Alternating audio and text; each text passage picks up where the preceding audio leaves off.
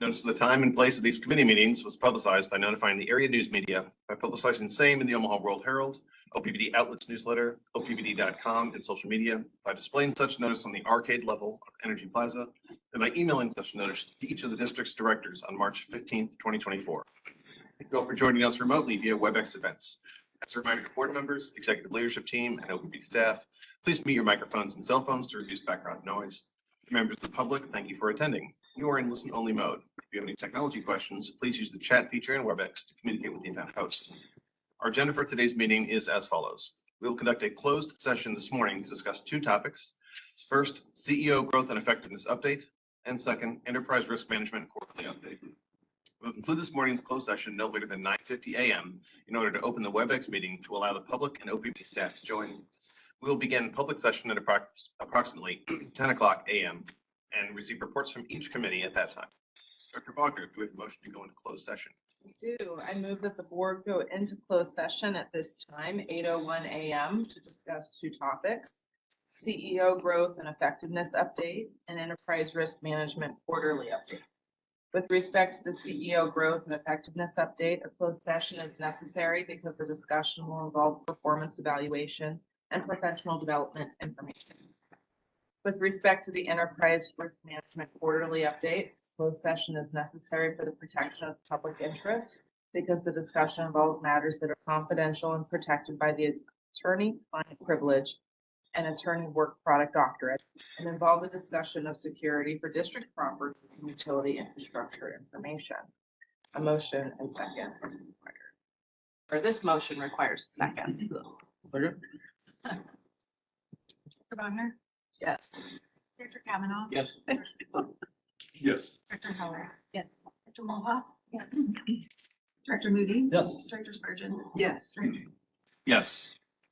Motion to go into closed session has passed. This closed session will be limited to discussion regarding two topics: CEO growth and effectiveness update and enterprise risk management quarterly update. No votes or other board action will be taken.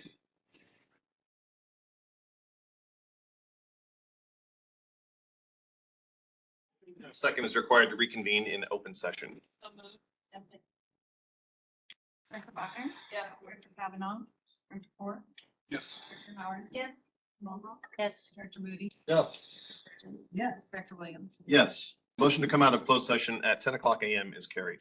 This closed session was limited to discussion regarding two topics: CEO growth and effectiveness update and enterprise risk management quarterly update.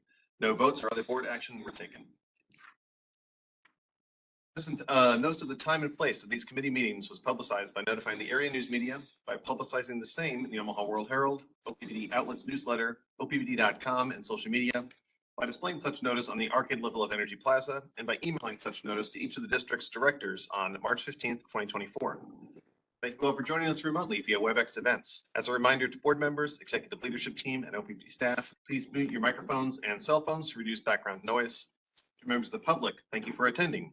You are in listen-only mode. If you have any technology questions, please use the chat feature in WebEx to communicate with the event host. Per the board's guidelines for public participation, we do not take public comment during the all committee meetings today. We will take public comment at the board meeting on Thursday, March 21st, which will be conducted in person at the Omaha Douglas Civic Center and will begin at 5 o'clock p.m. The public may attend in person or remotely via WebEx events by going to OPPD.com. Joining me today in person are my fellow board members, Amanda Bogner, Mike Kavanaugh, Matt Core, Sarah Howard, Denise Mulhoff, Greg Moody, and Mary Spurgeon.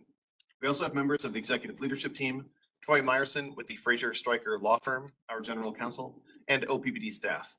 Additionally, we currently have 15 attendees in the meeting, consisting of OPPD employees and members of the public. Today, we will hear the following committee reports: the Governance Committee report from Dr. Wagner, the Finance Committee report from Director Spurgeon, the Customer and Public Engagement report from Director Howard, and the Systems Management and Nuclear Oversight report from Director Moody. Javier Fernandez will now give the safety briefing. Thanks. Chair Williams, I'm going to ask Judge Clark to help us with the physical security, physical safety briefing.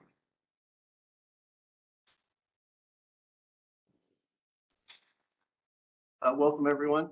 Thank you for joining us today. As you can see, we have some safety reminders here. In the event of any type of emergency, we will be using the exits and exiting the building. I would ask that You would move your way towards the north parking lot area where we could gather and we would take accountability since it is somewhat of a nice day today. We don't have to worry about snow. If anybody's feeling ill, hopefully you're not here. We always advise people to stay home in those cases, stay hydrated, and then get plenty of rest so that you can get feeling as quickly as possible. We always ask that you keep an eye on the whereabouts of any fire suppression AEDs or first aid equipment, which is located directly outside of the door near the bathrooms. There's also assistance by the security officers there at the front desk if anybody were to need any assistance. I'll be located up on the 10th floor, and Aaron can get a hold of me if anybody has any assistance in whatever types of cases. Always be aware of any environmental hazards. Luckily, we don't have to worry about snow, but it is getting cold again this next week, so watch out for that. There could be some rain and sleet. And then, unfortunately, we are getting close to the time of the season when we have to be conscious of any type of emergency types of weather situations. So we want to definitely keep an eye on that. If that were to happen in this type of building, we would immediately move to the stairwells where we would take shelter and follow the directions of the security staff outside. Also, be aware of any type of active shooter or any types of active threat situations. We always advise to follow the philosophy of run, hide, or fight. In addition to that, I talk a little bit about cybersecurity. We all work in very important digital environments, and it's even more relevant in today's age with the advancement of technology. So please be aware of any of those types of phishing emails. Watch out for those text scams, and also those phone scams are still in place as well. So never hesitate to hit that suspicious email button and always bring it up to any security personnel so that we can try to get you help as quickly as possible. And with that, I'll turn it back over to the president. Thank you, Josh. One quick question. That door is an exit, right? Yes, I believe if you go out this way, you can get to an emergency exit as well. Thank you for that. And I will double down on the text scams. If you ever get a text from me asking you to buy a gift card and I cannot talk right now, I'm in a meeting, please disregard. I will never do that. And it sounds like a joke, but actually we get those a lot. And unfortunately, I'm guessing we get those a lot because sometimes they work. So it's just always be on alert. On the psychological safety, I'm going to talk quickly about multiple perspectives, something that I was reflecting on last week as I'm evaluating all the work that we've done and accomplished this year. I was thinking about the urgency and the speed at which we are executing a lot of projects. And sometimes when you're doing these so fast, one of the main risks is that we don't stop, we don't pause, we don't slow down to hear multiple perspectives on different issues. So I think it's very important that a reminder to the organization and to the team that as we're trying to execute projects, programs fast and get things online as quickly as we possibly can, do not let that take the multiple perspectives out of the consideration. Always slow down, make sure that you're inviting others, inviting healthy debate, and someone who has a different perspective on you, to make sure that you're making the right decisions. So I have that risk sometimes when I move too fast. I don't always do this very well. So just a good reminder of that, and that's a good contributor to psychological safety. Next slide, please. Fatigue due to sleep debt is a focus in March. Of course, we are spring forward. Daylight savings time, and that affects a lot of people. Just very, very important for all of our employees and members of the public. Make sure that you know and that if you're not feeling rested, don't operate equipment, don't go on long drives. Use common sense, but I think it's important for us to remind ourselves that sleep and rest are very, very important. Another good reminder of lockout, tagouts, and hold orders. This is specific to OPPD. We have very specific, very clear processes for locking out, tagging out, and hold orders as we're performing work. This is very important right now as we go into the spring outage season. All of our team members understand what they need to do with the locking out and tagging out of equipment before it can be re-energized. Very, very important. And the last one is Brain Injury Awareness Month. That's the month of March. The three leading causes of brain injury include falls, being struck by or against something, or motor vehicle accidents. Concussions are a real thing, as we've recently heard from people we know, and it's something that needs to be taken very, very seriously. And so of course, trying to prevent that and by wearing helmets or by putting yourself in a situation where you're preventing that brain injury from happening. That's my safety briefing. Great, thanks very much. The first committee is the governance committee. We'll hear from Director Buck. Thank you. Governance pre-committee met on June 12th at 8 a.m. All committee members were present. After our safety briefing, we heard an update on prior monthly pre-committee items, then moved into the agenda as shown. We'll talk about items 5, 6, and 7 today. But before that, we also talked about the CEO evaluation schedule. Today, the board had an opportunity to member, our executive coach. We meet with Mr. Drucker on a quarterly basis to talk about CEO growth and effectiveness. And at the beginning of April, each board member will be invited to complete the annual CEO evaluation. So that should be received on April 5th. We then reviewed the governance planning calendar. June's schedule is fairly full with CEO and VP performance evaluations and compensation adjustments. And given this and the required time for these topics in closed session, the governance committee asked for the quarterly enterprise risk management update to be moved to May. Additionally, SD 15 will also be moved to May. Let's see. The committee spent time talking about VL1, VL5, VL7, and corresponding GP revisions. They were offered by my president coach.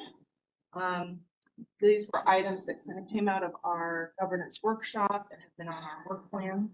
Non-governance committee members may view those items in the governance pre-committee packet available on diligent. We'll review the suggested revisions during the public all committee meeting in April, but I encourage you all to have a free look and ask questions between now and then if you have any. Since the revisions relate to internal board workings and are not strategic directives, the governance committee does not anticipate offering a public review period for the revisions. And right now, we anticipate that we will vote on those revisions at the April board meeting. We concluded the meeting with a summary of the meeting, and I'll ask if any governance members would like to add any additional commentary. Shaking, okay. Do any of my non-committee members have questions? All right. We will now move on to hear from Vice President Purnell about the restatement of the 401k and 457 savings plans. Good morning, everyone. I have here with me the Director of Total Rewards, Ms. Melissa Palmer. She will be presenting that information to the group.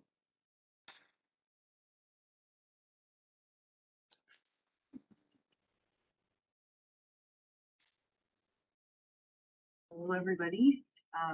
As Michelle said, I'm Mel Palmer. I'm the Director of Total Rewards. I'm also usually paperless, but I did bring notes. So I'll be flipping those. So I'm here to talk about the restatement of the savings plans for OPPD. So that would include the restatement of the plan document for the 401k retirement plan, and also the restatement of the plan document for the 457B deferred compensation plan. So just a little bit of history. Normally, we try to restate the savings plan documents every 5 years. So the last restatement happened in 2018. Usually between those restatement periods, you're going to have times when you need to amend the plan documents for various reasons. And so part of the restatement is normally to take the amended language and actually incorporate it into the plan document. We also would take the opportunity during restatements to update any outdated language, make sure that the plan document states how we actually operate the plan. And then, of course, there's also regulatory compliance updates, which you'll notice in the data sheets, most of the changes to the restatement this year is because of the passing of the Secure 2.0 Act. So practically all of the changes point back to that. I'm going to talk through changes first that affect both the 401k and 457B, which is a majority of them. And then I will point out two changes that were specific to the 457B. So the first change also, I'll concentrate on changes that directly affect participants. And then I can see if there's any questions about any of the other changes that are listed on the data sheet. So the first change is allowing part-time employees that are not covered under collective bargaining unit to contribute to both the 401k and the 457B. They are not eligible for employer match. So this is just part-time employees being able to contribute. That doesn't mean that part-time union employees can't contribute. It's just that their eligibility is determined by their collective bargaining agreement, right? So the way our collective bargaining agreements are, and then with this restatement, part-time employees at OPPD will be able to contribute. They just won't get an employer match. So that's the first change for both. Another change that we made effective, it'll be effective October 1st, is we're also allowing for personal or family emergency withdrawals. And then there's also a terminal illness provision that we can allow withdrawals for anyone that's considered terminally ill. Again, those won't be effective until October 1st. There is one change to the 457B in the withdrawal space, and that is we also added language to allow for withdrawals for federally declared disasters. And really that change just matches the language we already had available in the form. So both of those now match up. There were quite a few changes to the required minimum distribution provisions in the plan. So several provisions were updated because the required minimum distribution changes. One of them is they increased the age that a participant would be required to take a mandatory distribution. So that's one of the changes. It's tiered in the plan, depending on when you turn a certain age by a certain year. So I'm I'm not going to go into all of those, but just know that those ages have increased for a participant to have to take the required minimum distribution. Another provision was for mandatory cash outs of small balances. Before the restatement, that was $5,000. We've increased it to $7,000. And really what that means is if a participant terminates and they have a balance of less than $7,000, that small balance will be cashed out. Depending on the amount, it might be cashed out to the participant or it might be moved into an IRA for that participant, but that's increased $2,000 in both plans. So they have the ability to roll it over. Yes, they have the ability to roll it into an IRA. Yeah. And then there is one change. If you're following along on the data sheets, it's letter E. One change again that's specific to the 457B, and that is an employee's deferral can now be effective. So it'll be the next pay period. Prior to that, if an employee made a deferral change on April 2nd, they would have to wait until May 1st for that to be effective. 457B provision change. So that is a change just to the 457B. There was also in the plan documents, in-service withdrawals are allowed for active participants that are 59 and a half or older. But we had a 3-month waiting period between withdrawals. We removed that. It wasn't a necessary requirement. So we removed the 3-month period for that. Another 2 changes for required minimum distributions. The first one is that Roth contribution accounts are no longer subject to RMDs, which is great. And then the last change to RMDs was a spouse of an employee that passes away can now act as if they're the employee. All that really means is if the spouse is older than the employee, the spouse can wait until the employee would have been 72 to take required distributions. So That's all of the provisions that directly affect participants. Were there any other questions about any of the other administrative changes?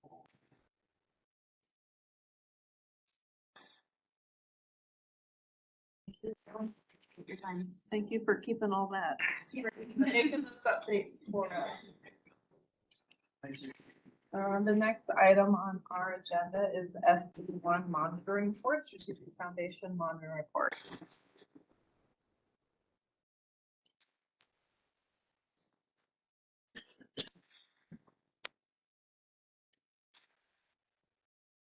Morning.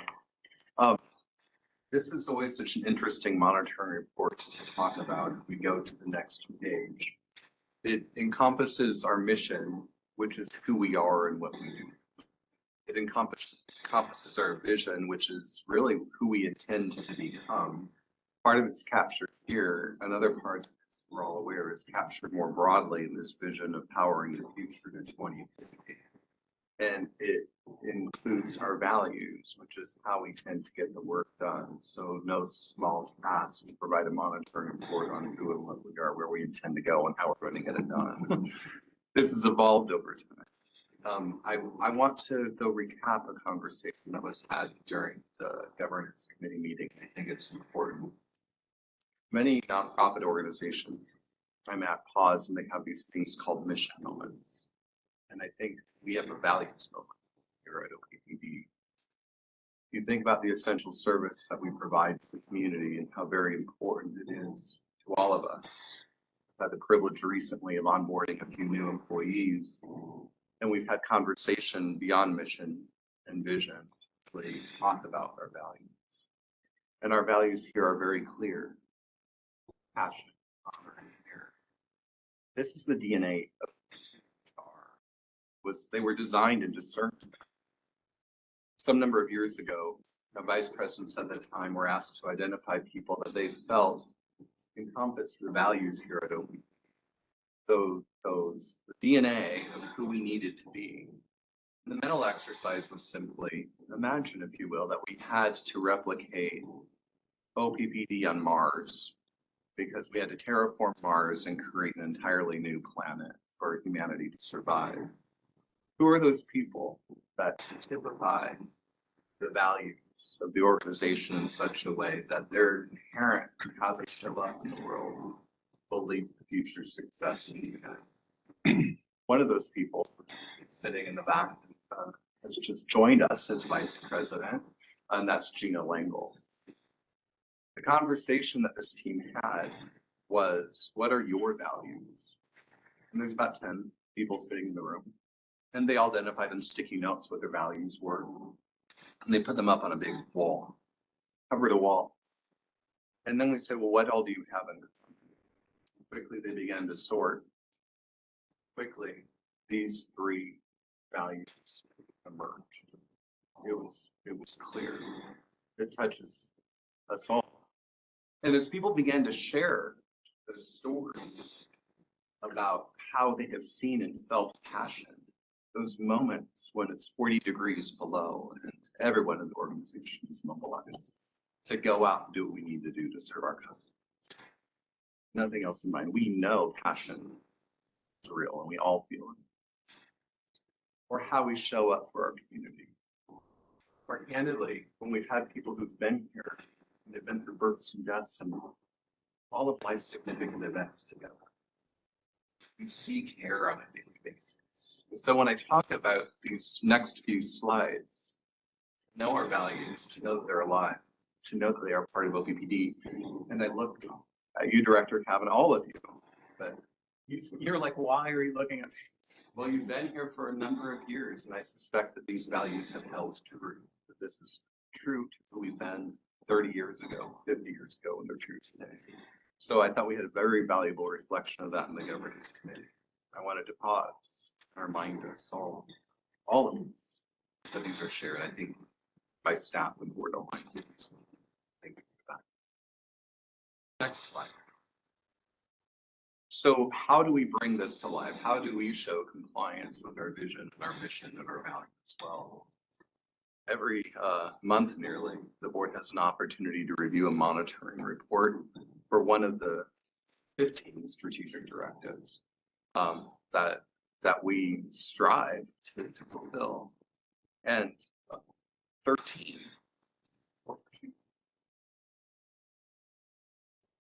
It's 2. So I would say 12. Plus this one. We're in full compliance. And so you've had an opportunity to look at detail.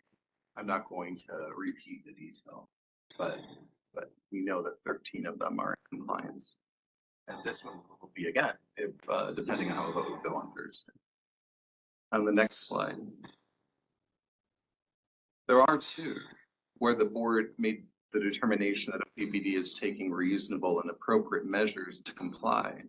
If you think about employee relations, we just missed the mark of our goal of being the best, one of the best places to work.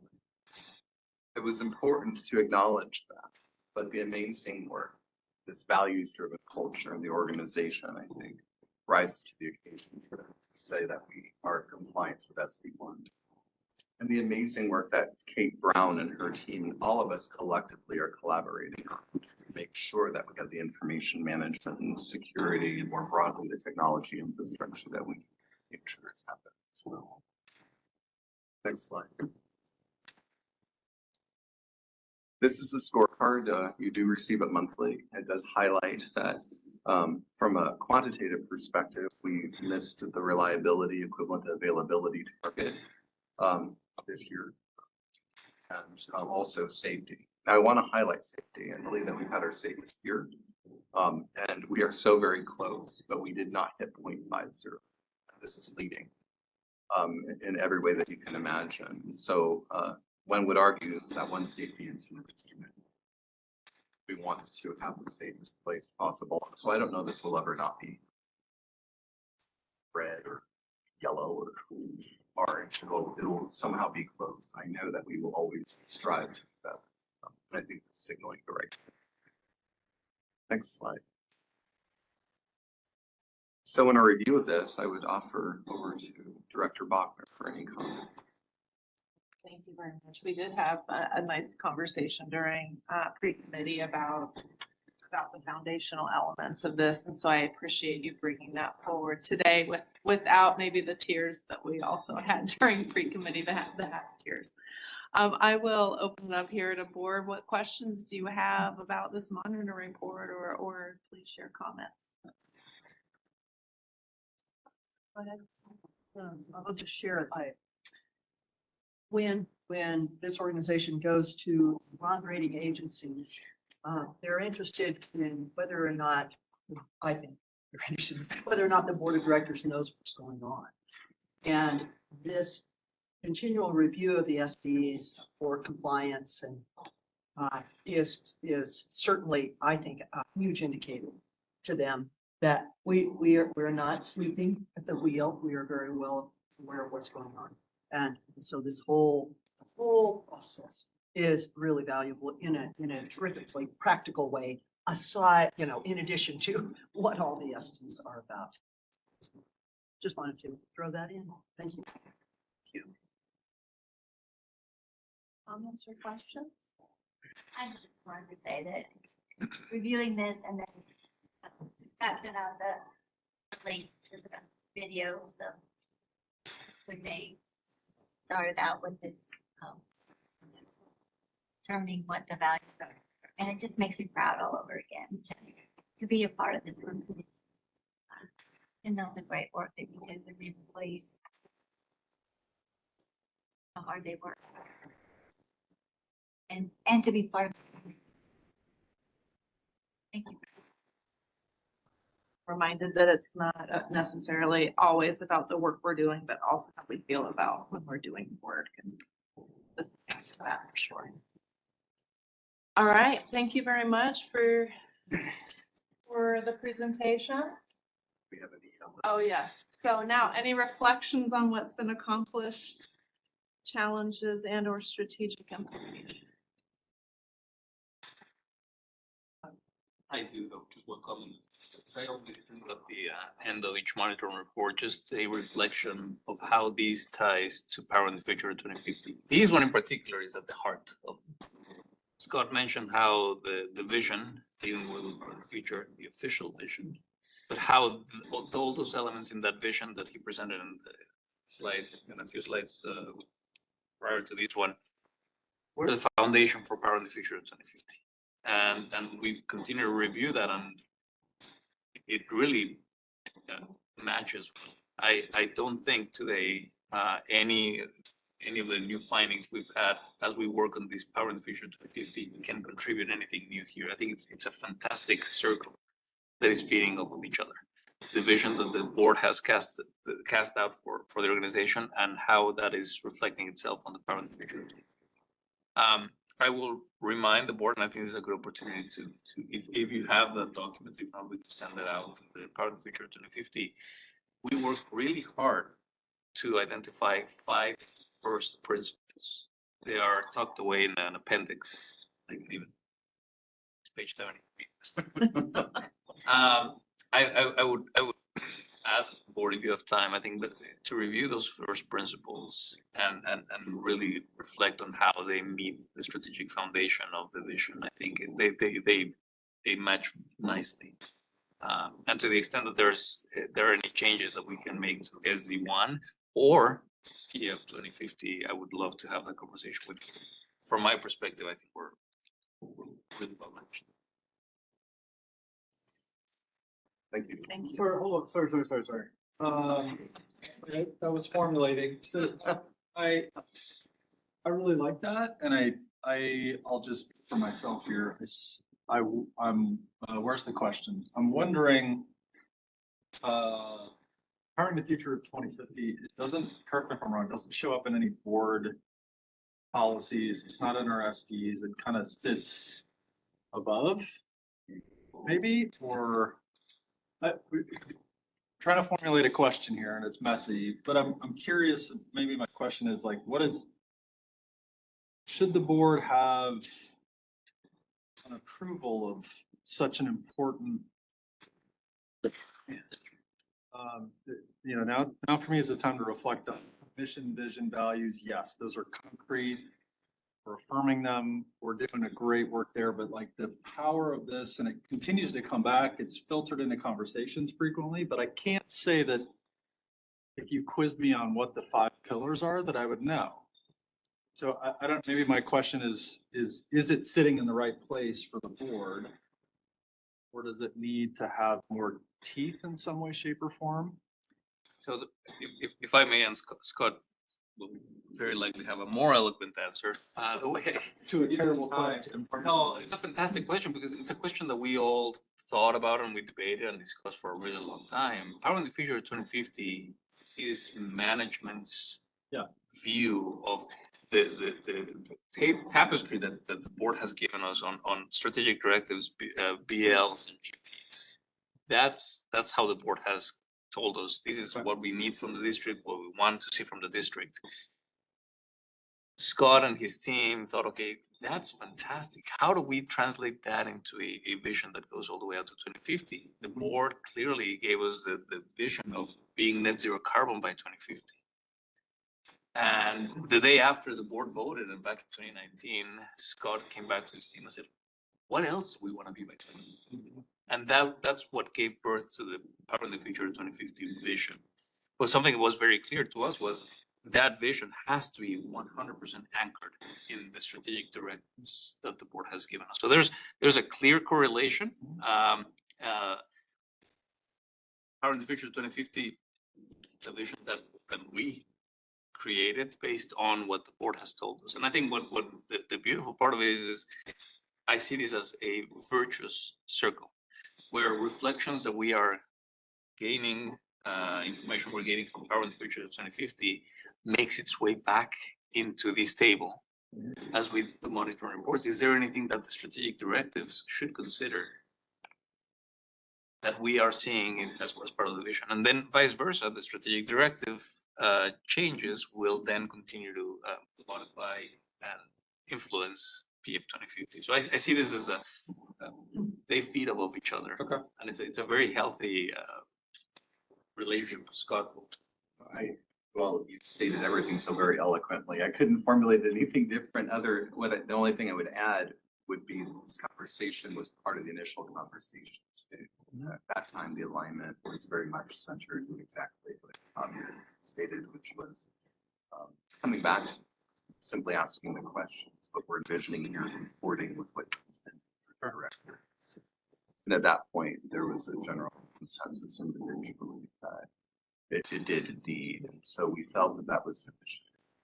At that time, the management felt that would be sufficient.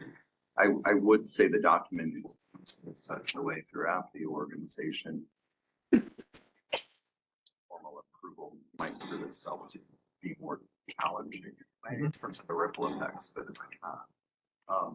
I do wonder if there's a question behind the question. I think is there a desire for a different conversation or more intentional conversation around strategic or strategy issues in that way here at the board, and that might be a question for the governance workshop, for example, in August. But Yeah, maybe. is there a niche to be scratched that?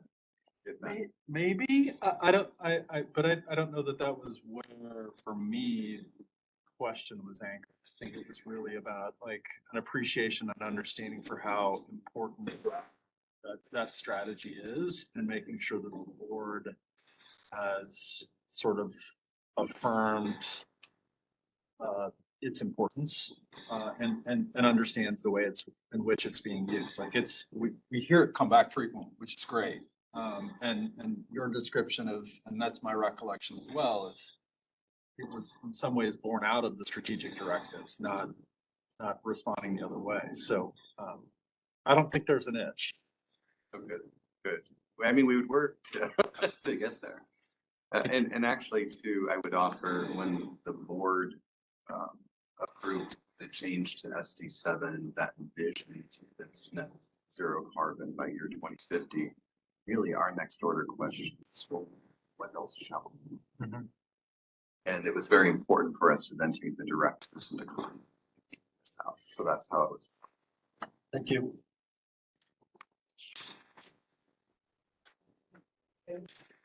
All right, the last item then for the governance committee is SD 12, so by VP Brown. She's not on. He's online. Kate, are you with us? I am here. Okay. Go ahead and take this. Okay, thank you very much. And I apologize, I am not on screen. I am just audio today. So we have the SD 12 Information Management and Security Strategic Directive that had some recommended rewrites to it that we've discussed in the previous committee sessions. And we went out for public comment for 30 days based on those proposed modifications. We did not receive any feedback from the public. And so we are here today with what was and what is proposed for those changes. We've had conversation along the way. And so this is the final step before it would go to the board approval on Thursday. And so if there were any other comments, questions, anything that needed to be clarified, I can certainly do that at this point.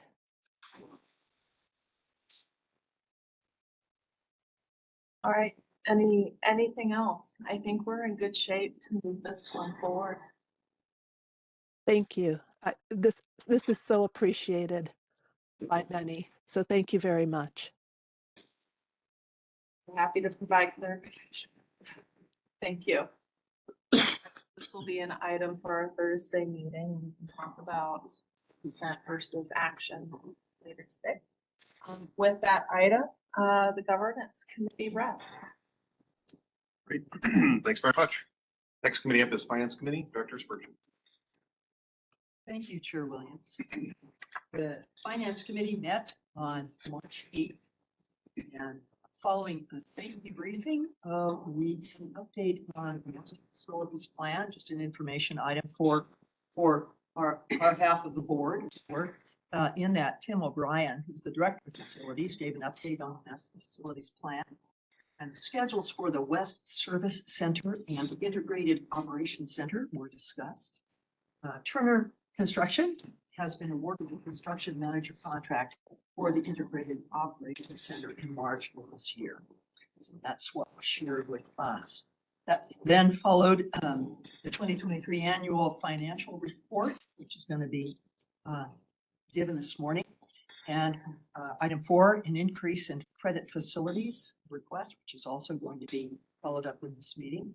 And then we had a look at the board work plan, what's coming up next month and the months to follow. And after a brief summary of the meeting, we adjourned. I will just take this moment to remind other members of finance. We have an audit subcommittee meeting coming up on March 21st. 2:30. So be prepared for that. And with that, I will turn it back to CFO Jeff Fisher.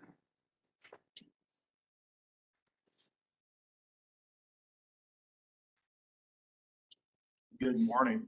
Excited to walk through the 2023 financial results. Before we do that, I did want to highlight that these are unaudited. We don't have the official opinion yet. We don't anticipate there's to be any changes, but we will have the opinion date coming up after the subcommittee meeting. As Director Spurgeon highlighted this coming Thursday. Our conversations with Forbes, we don't anticipate any adjustments. And we want to get this information out as quickly as possible to the board. And I do want to highlight the great work that Laura Langford and her county can do to get these prepared timely and accurately. If we jump into it, I do want to highlight out of the gate, great news. We're in compliance with all of our strategic directives and key metrics. 12-month rolling average debt service coverage is 2 times. We're above our needed days cash on hand. We highlight that we had our AA rating affirmed this last fall when we ventured out and talked to the agencies just before debt issuance and walked them through the near-term generation 5-year outlook for the utility. Continue to get the strong AA rating, so we're very thankful for that. As we jump into the detail, we'll go and look at our retail revenues. You'll see that we were just slightly under budget, about 2.2%. It's $1,139 million in retail revenues. What's driving that is we had lower than expected industrial usage. Again, it was related to the load ramp that we experienced with some of those customers. From a year-on-year perspective, we have seen some sizable growth. We'll talk about that in this third slide, about 9.2% in increase. So again, just not as large as we had anticipated when we put together the budget, but still a substantial amount of growth in industrials. Commercial and residential came in largely on track with our expectations. As we move over to our off-system revenue, we came in favorable to budget about $46.5 million. That's associated primarily with our higher congestion hedging revenues. Looking at our fuel and purchase power expense, we did come over budget, over budget by about 7.3% or $33 million. That's primarily associated with the fact that we are more active in the market in terms of doing market purchases. So higher volumes, we also experienced higher prices for those purchases. And part of that was due to the additional outages that we saw on some of our units. Similarly, fuel expense came in lower, but a portion of that was driven by the lower generation outages. As we look at our O&M expense, you'll see that we came in over budget fairly dramatically, 12%, $57 million. It's important to highlight specifically what's driving that. We did have a discretionary pension contribution of $50 million. The accounting requires that we recognize that as an expense. And so when you think of the $57 million, $50 million that's associated with that pension contribution. We'll highlight that $35 million of that came from the amounts that we're receiving from the decommissioned benefit reserves account or the DEBRA.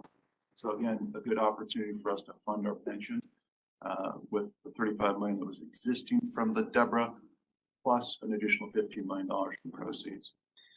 We also saw higher maintenance costs come through. Again, we had some extended outages that cost more, also a little bit more costs. $8 million between the two categories. As we move on down to other income, hopefully that captures people's eyes as well. We were over budget by about 63% or $62 million. This has again to do with, we've talked about this in the past, favorable, this year was favorable market adjustments. Last year, things went the other way when the market went the other way. Again, we hold our investments to maturity, so this doesn't have an impact relative to cash flow, our debt service coverage, but it is not required to report from an accounting perspective. As we move on to our other expense, you'll see that we came in under budget, 23% or $97 million. We've been talking about this throughout the year. Two main drivers there. One was low depreciation expense. We did a depreciation study back in 2022. We implemented those rates in 23 and ultimately resulted in a lower depreciation expense that was reported out for the year. And then ultimately, the other item was decommissioning trust proceeds. Remember that the board approved cessation of the need to continue to fund the trust in April. And as a result, we had additional proceeds that came through both of those, resulting in $97 million of lower expenses. As we move on to Jeff, can I make a comment really quick here? I think this is important. You talked about fuel and purchase power. Just want to bring the board's attention to this because this is really important, and I want to commend Troy Vai and his team for putting so much attention on asset management and the work that he's identifying that needs to be done on our generation fleet. When our generation fleet doesn't operate the way we plan for it to operate, it not only has reliability consequences, electrics are not flowing, but the financial impact is significant.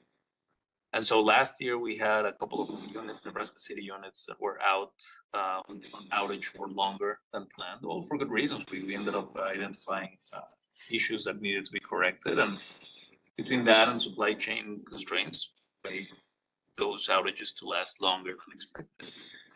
That manifests itself in adverse financial results.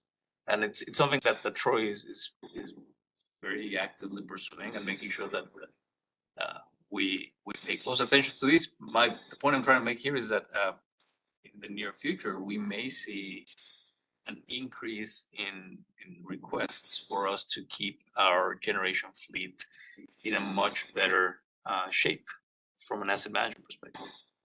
Not only to provide reliability, but also to prevent having longer than expected outages. When we open things up and we find more problems that we were expecting, that tells you that there's some more work that needs to happen. So I really applaud Troy's courage and his team in acknowledging there is work that needs to be done to make sure that our units continue to perform the way we need them to perform, and that we reduce the amount of unplanned outage time. The work that our teams are doing is fantastic. I have no complaints about the men who are doing this work. This is just an acknowledgement that investments are needed in order for us to have a shortened duration of outages. Troy, you're online. Anything that I missed? Please. No, I think you covered it really well, Javier. We'll talk about this a little bit more next month during the monitoring reports for SD4.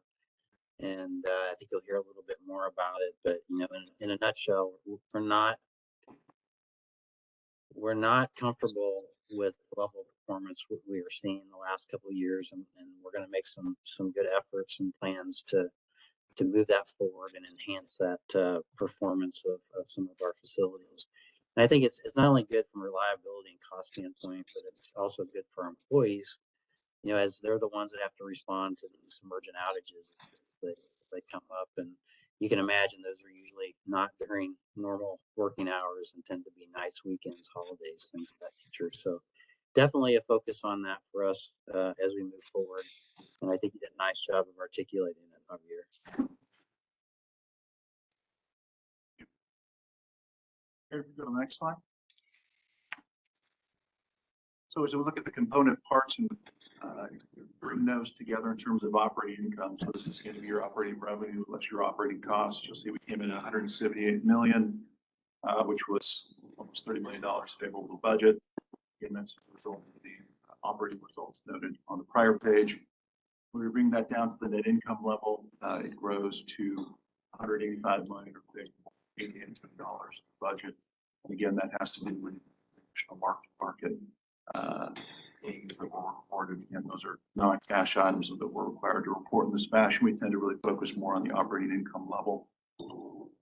As we look at some of the outcomes that came out of last year, again, we were able to achieve our 2x debt service coverage. We were also able to put in $26 million to our rate stabilization account for extraordinary events, and then also $2 million to our decommissioning benefit reserve account for future pension funding.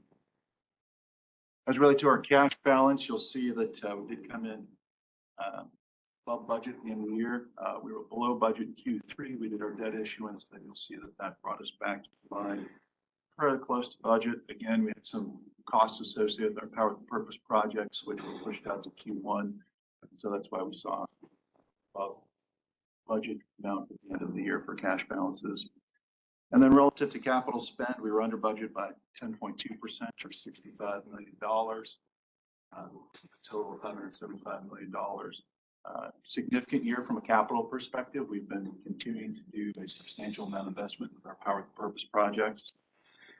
We did have some delays, as we've talked through in detail. If you pulled away the power purpose projects from the analysis, you'd see that we were just, which is $9 million for the budget. So otherwise, we're tracking fairly close, which is a good outcome.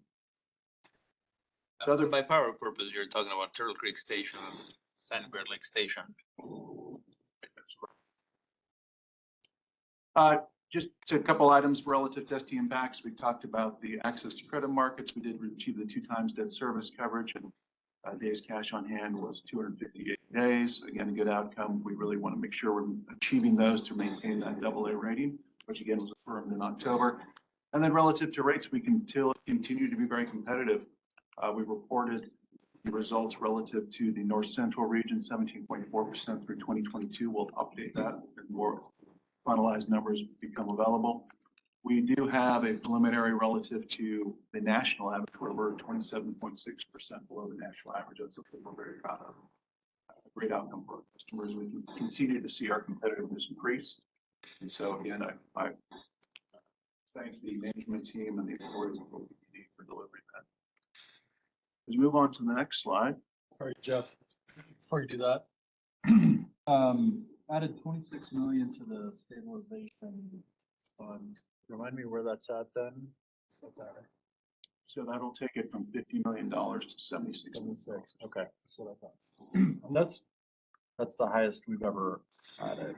Yes, it's been 50 for a very long time. And then relative to that, we do studies on an annual basis to see what the funding level should be. As our business continues to grow, we look at different externalities that can impact us and look at funding requirements. And from that was done last year. $76 million was the recommendation. Again, we were able to fund that, and then we had $2 million left over.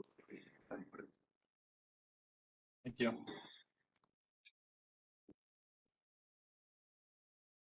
All right, and then here we've got it broken out, just the results in terms of revenues between our customer classes, residential, commercial, industrial, revenues and megawatt hours. Again, things are tracking relatively consistent in terms of residential and commercial. I'll highlight my excitement about the general trend to the left over on the megawatt hour sales as well as revenues.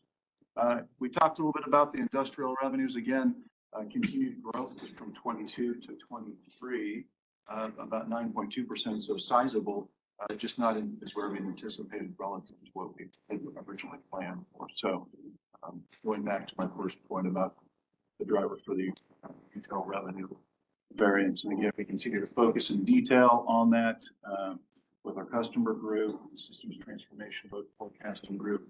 That continues to be an area, especially as you look at a lot of utilities, larger loads coming in, trying to predict exactly how and forecast how they're going to grow. It's a piece that requires to continue that work, and that's where we're focusing on. Any questions on the financial forecast or results? Jeff, you're talking about 2023 for sure. You want to talk just a little bit about that industrial revenue, what you've seen so far in the first 2 months of 2024, because that's important. We we were lagging on both megawatt hours and millions of dollars. But what we've seen just in the first 2 months of the year is pretty significant in terms of catching up. Is that what you're saying? Yeah, so we've really spent a lot of time looking at the assumptions that go into the forecast, spending a lot of time. This team has done a great job to retool a good portion of that and bringing additional insights that have been valuable in terms of trying to improve the accuracy of our forecast.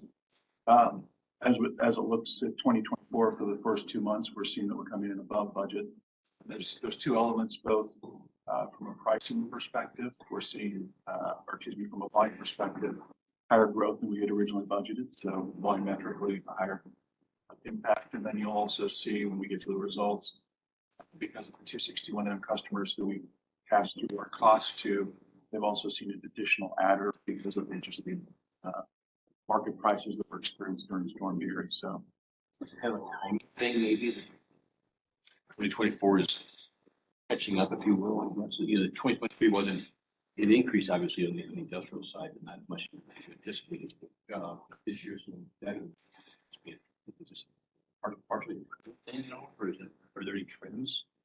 we've been working with them for multiple years. Some of our more sizable industrials, I'm trying to better understand exactly their ramp rate. We have better intelligence now that we're utilizing to forecast that. How we are seeing their continued expansion as well, or start to stride. So that's giving us a better ability to help forecast that. Tim, any other thoughts you have? Great.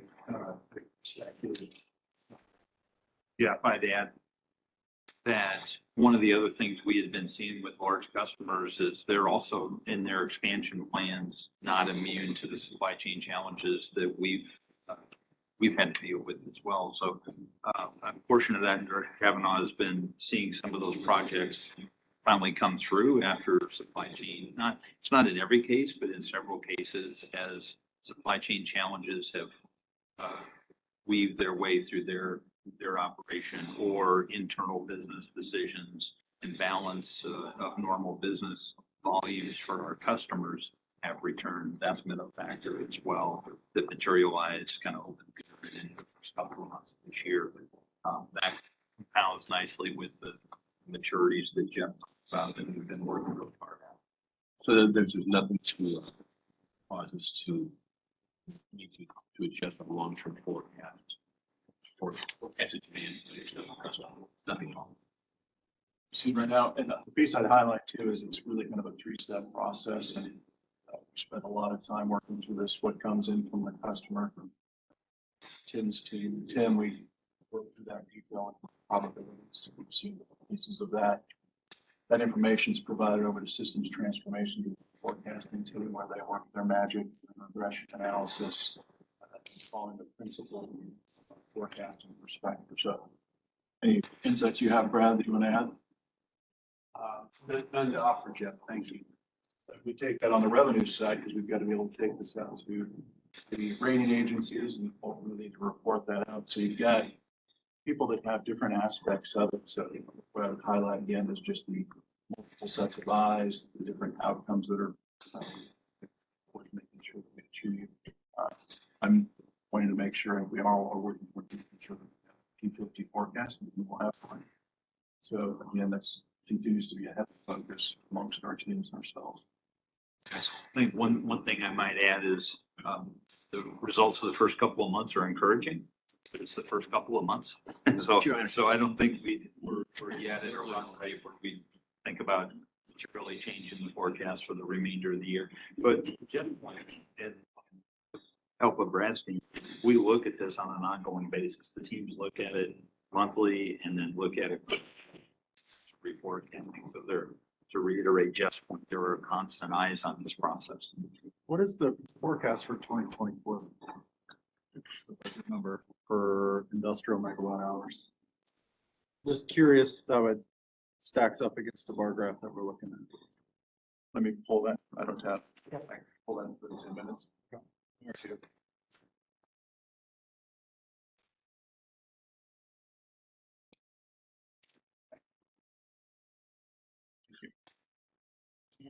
thank you for that report.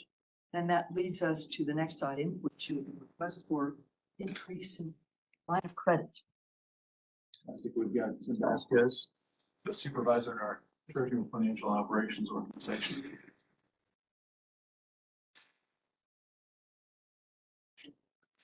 Thank you for the opportunity to talk about our lines of credit. By way of background, I'll just talk. We have lines of credit which are available for any corporate purpose. We consider them liquidity. The cash is typically available within 24 hours. Call the bank early enough, get the cash same day. Call the bank later in the day, you can get the cash tomorrow. Current lines, we have 2 of them. They total $450 million. Last time we asked for an increase was in 2020. You can imagine why we were asking for that in 2020. It was a challenging year for several things, including liquidity. All right.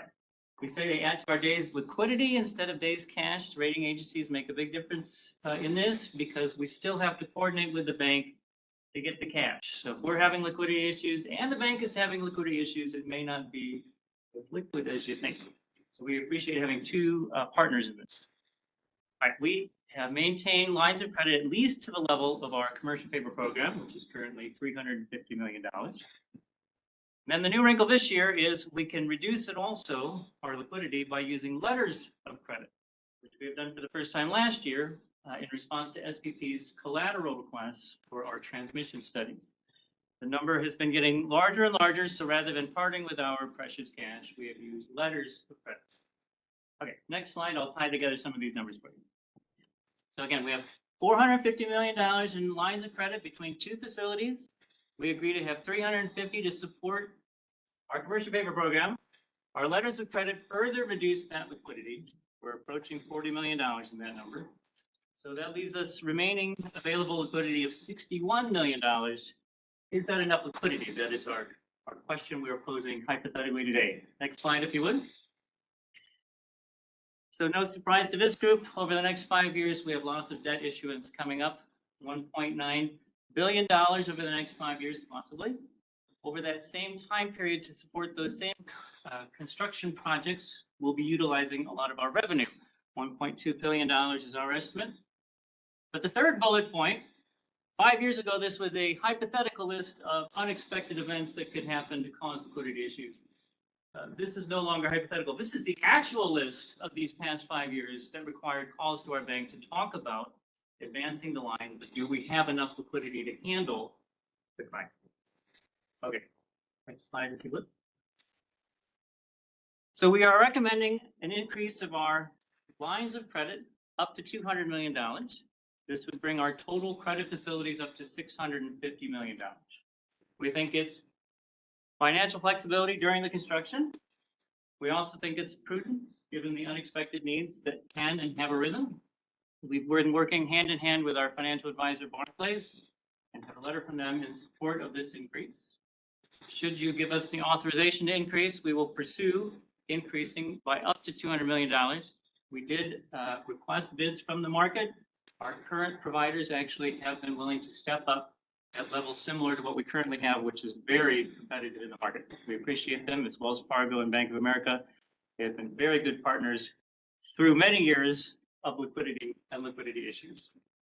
If we add $200 million, it would add to our days liquidity of 329 days, which puts us in line with strong AA rated utility. Our financial advisor tells us this is rarefied air, strong AA utility, something to strive for. All right, I'll tie it together on next slide, please, Julie. So this is a chart of our days cash and days liquidity. So blue is our days cash. We target 200 days. Our orange section is our current credit facilities. The green is our requested additional credit facility. The gray bar, we would consider our AA peer group that we are striving to be a part of. See, the green puts us back up toward the top of that level. That's all I have. I welcome any comments, questions, discussion. Any from Finance Committee? Yeah. I'll ask a question. Can we go back to the slide that shows what the current line of credit's kind of earmarked for? That's how I'm viewing it. Yeah, if you hop back to One more. one more. There we go. Yeah.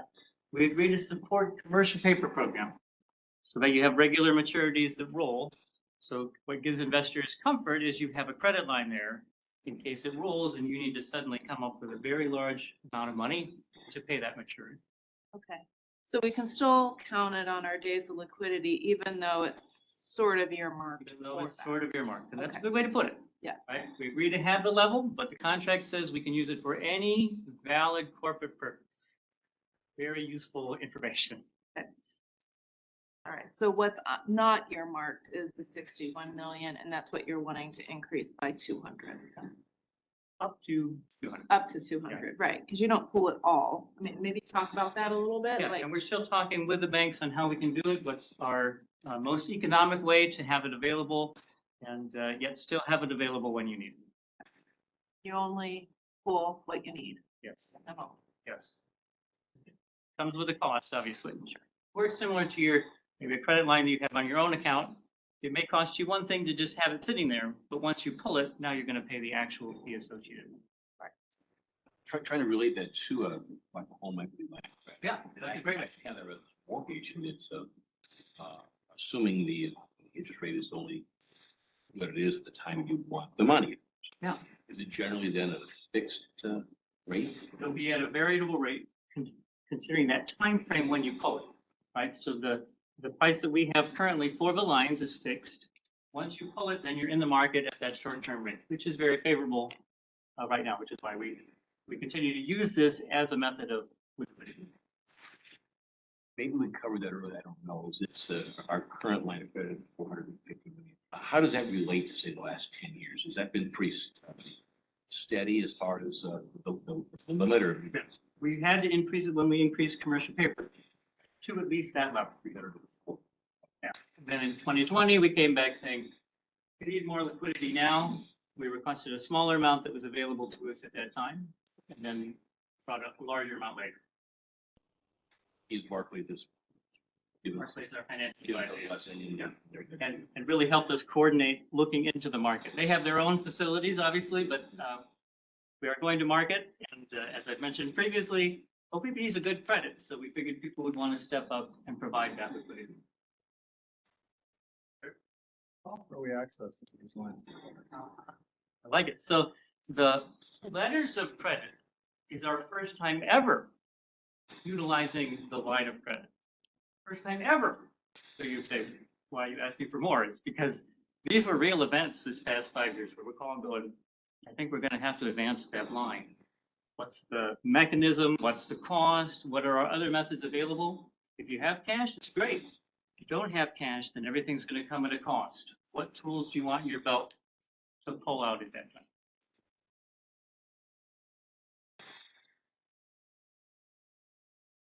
Excellent questions.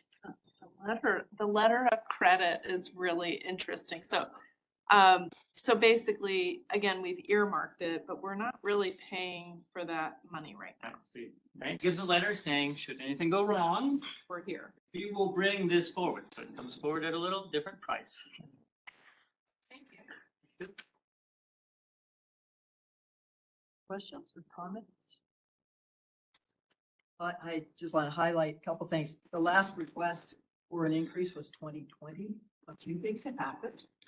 It's that time. And we certainly have a lot of building going on. And when the next crisis will come, who knows? So this was a very prudent step from the district.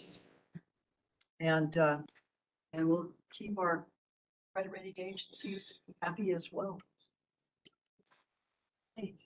Well, thank you very much, Mr. President, for your report. Excellent. Hearing nothing else, am I right? Are we good on this? Back to you, Joe. Great. Thanks very much. Next committee is the Customer and Public Engagement Committee from Dr. Howard. Customer and Public Engagement Committee met on March 11th, and we covered a variety of topics, but we're moving forward today. One is our legislative and regulatory update, and our second one is the customer payment and affordability trends. So I'll pass it over to Lisa for our legislative and regulatory update. Day 46 of the 64th session. We're getting close, but this is the intense time. We are fortunate because we have Seth here today. We thought LB 399 was going to be on the floor today. So with that, Seth, if you want to come up and give us some narrative, please.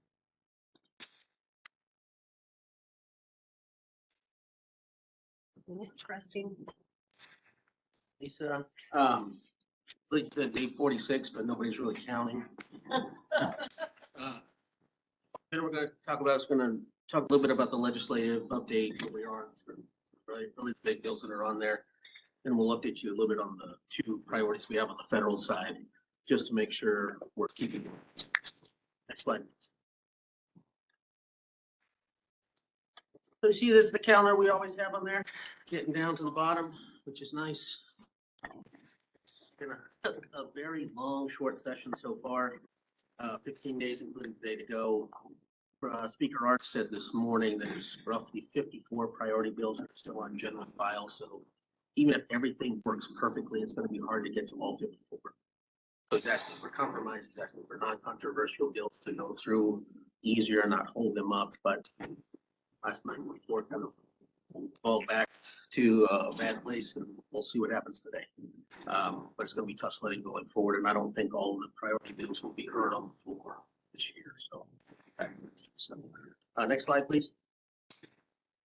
Here are our big three ones. I want to start off with all these bills are interrelated. We've been negotiating on these bills, some for over a year and a half, back and forth on amendments, trying to get them down to where they are. Almost all of these were onerous when we first started. We got them to a place where they're okay. It's not great, but okay. Let's start with the first one, LB 1370. This was the dispatchable for dispatchable generation. This bill was banned from the get-go. So if you were going to close down a dispatchable unit, you had to have another dispatchable unit up and running before you could even close this one down. We have got that down to where we have to let the PRB know you're going to close or decommission a plant.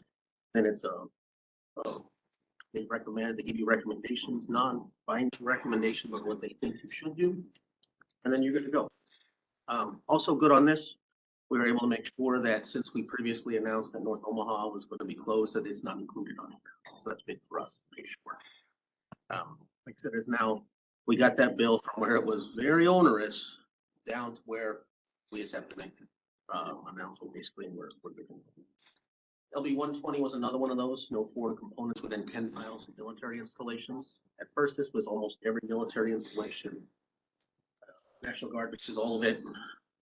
We were able to get this down to where the ones that they were really figuring out was off at Air Force Base and the silos out west. For utilities, we were able to get them to say, hey, as long as you're complying with SIP standards for cybersecurity, you're exempt from this. You just have to certify that to the Power Review Board and then you're out. Which is big for that because at first it was, they wanted to look at every meter, everything, every transformer, and certify that every single one was okay. Go forward. Again, we've been able to get that down to where it's managed. LB 956, this is a bill that's putting light mitigating technology on wind turbines to make sure that people that live around them don't see that red light up there all the time. It's for certain structures. I think it's over 200 feet. There's still trying to work out some stuff on smaller ones for small aircraft, because sometimes when the small aircraft, they're not picked up by those things when it comes on. So we're gonna figure that one out still. LB 969, this was ours. It's about raising the threshold for single bids. Right now, the threshold is $500,000. We first proposed to move that up to $2 million. There was some discussion about that was too big, so now we dropped it down to 1.5 million, and everyone's okay, so they included that on the bill. And there'll be 1260. This is the central irrigation bill, making sure that their boards can vote on everything. They had some controversy that their irrigation customers couldn't vote on irrigation issues. Be kind of like with us, since you guys are all ratepayers, you guys couldn't vote on anything that have to do with rates. So it's more of just a fix for them, so that was good. And that is one of the committee priority bills in the Natural Resource Committee, so it should be coming up at some point. We'll see. LB 867, this one's on select file. Another natural resource committee priority. The big one on this is the PRB bill on this would kind of helps them reorganize. They're getting rid of their accountant position. It was just very difficult to find an accountant to serve. It's put some of the more of their stipends up, their per diems up, so they could really travel a little better. It's a good cleaner bill. All the utilities had help in crafting that. One issue on here I was gonna bring up. I know that Director Williams had an issue on this.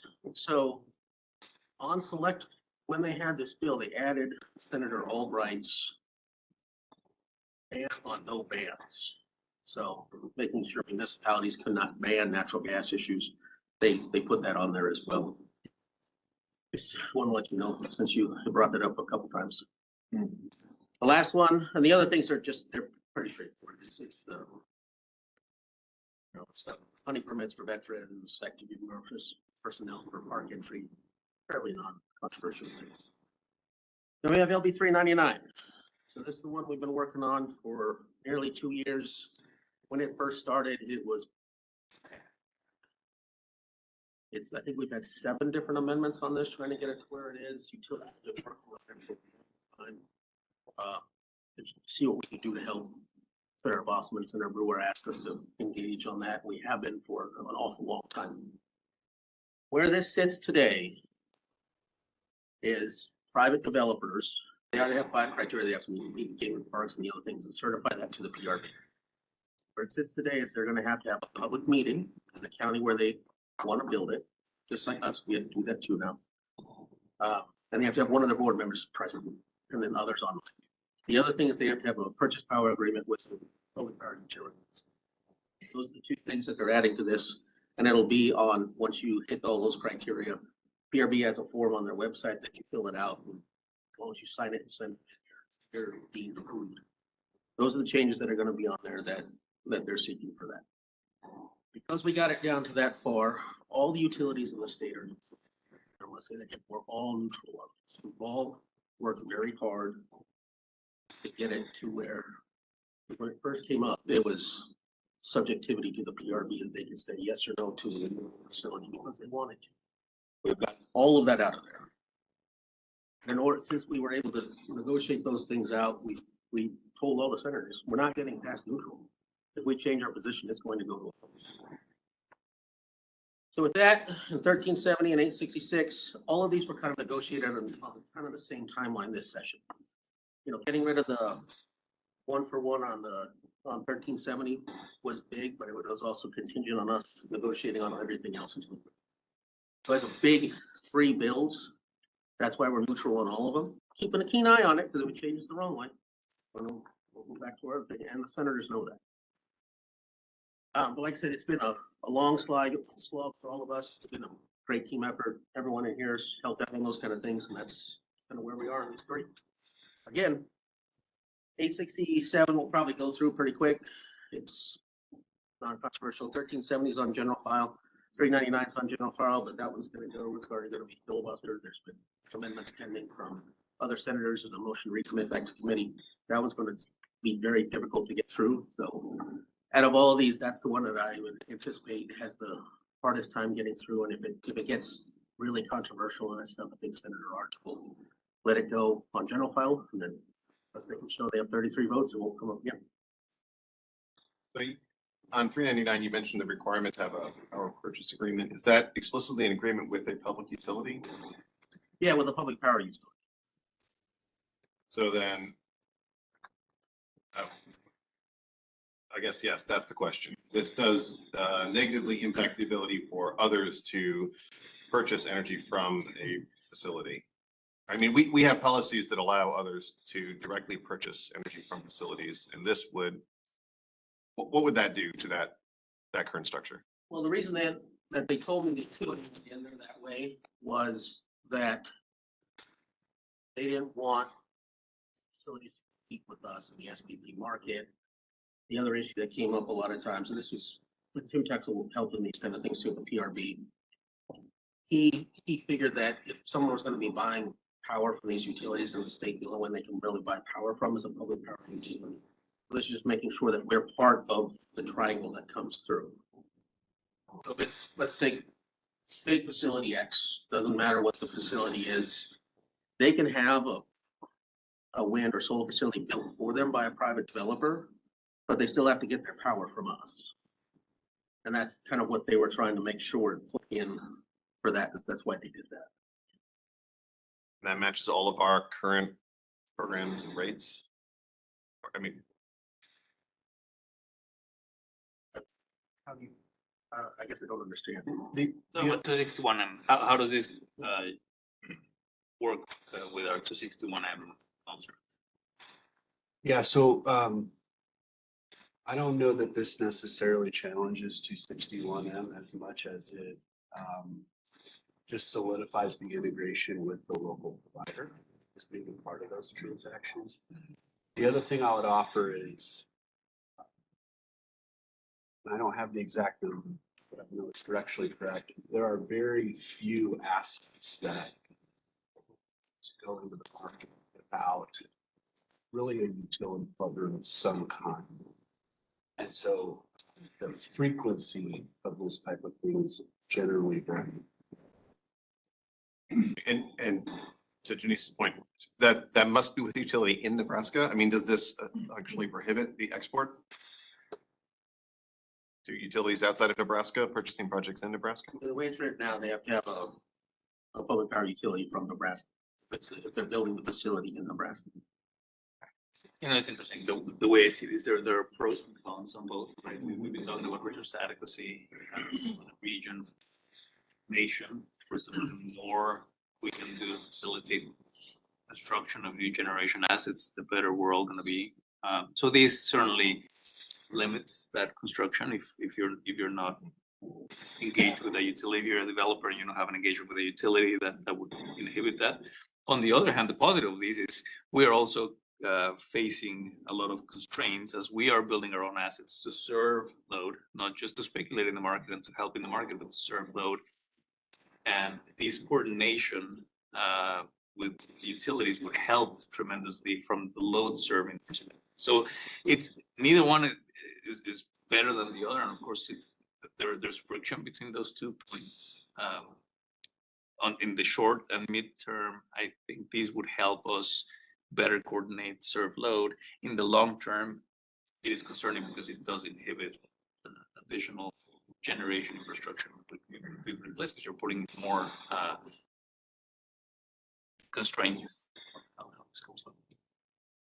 Would this prohibit, say OPPD was a recipient of energy from a developer under this law? If there were a crisis in one of the other regions, it's like, we can't send them electrons from this facility, or once it becomes ours to use as we see fit. It shouldn't, because if we have a purchase power agreement with them, we're gonna be putting that power into the SP. There shouldn't be any problems with that. And like I said before, this is one of the more controversial bills they're gonna be hearing on the floor, so it may or may not get there. If it does, you know, we've already had conversations with other citizens. There's problems that exist that we find from this.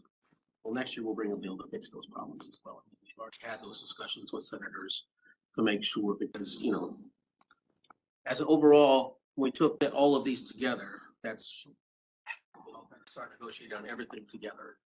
And that's kind of what we're so developers are out against this, and they're doing a good job on opposing it. We'll see chips fall down. That's kind of where it is right now. Any other questions on these ones? Next slide. All right, these are the other ones we're watching too, and there's quite a few. LB 43. This is an open meetings part there. Senator Albright had a bill that said we have to have public comment on every meeting we have when there's a quorum board. That got stuck in here day of. Municipalities didn't see it, none of the utilities saw it. None of us were told it was going to get on there. We heard when it was read across, and all of a sudden we all rushed to the window, and they ended up passing. So that's going to be, it's on final reading now, and that's going to go through. LB 61 was signed by the governor yesterday, so finally got it done. 3 years in the making. I want to pause there.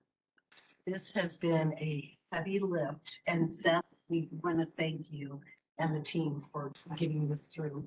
rural Nebraska is going to be the benefactor of this. So that is a big deal. So thank you, Seth and the team.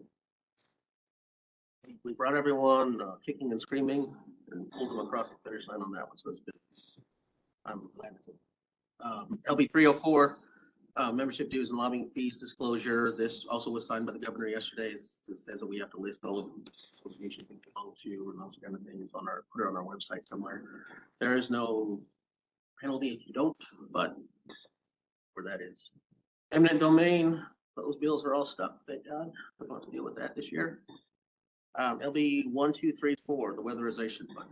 I talked with Senator Wayne about this yesterday over lunch, and he just can't get any traction on getting this money this year. So we're gonna come back next year and figure it out. We may reduce the money down instead of $1 million, 1 year, $1 million next, see what we can do, see if we can, with the fund they're having problems with, because we had a great hearing on it, there's no opposition, but he's just can't get any traction on it, and maybe that he ended up getting a bunch of money the last previous years, but we'll figure that one out. LB 1218, this is the EV charging facilities. This is to get NEVI funds. There's been radio silence on this. I've not heard anything of what they're going to do.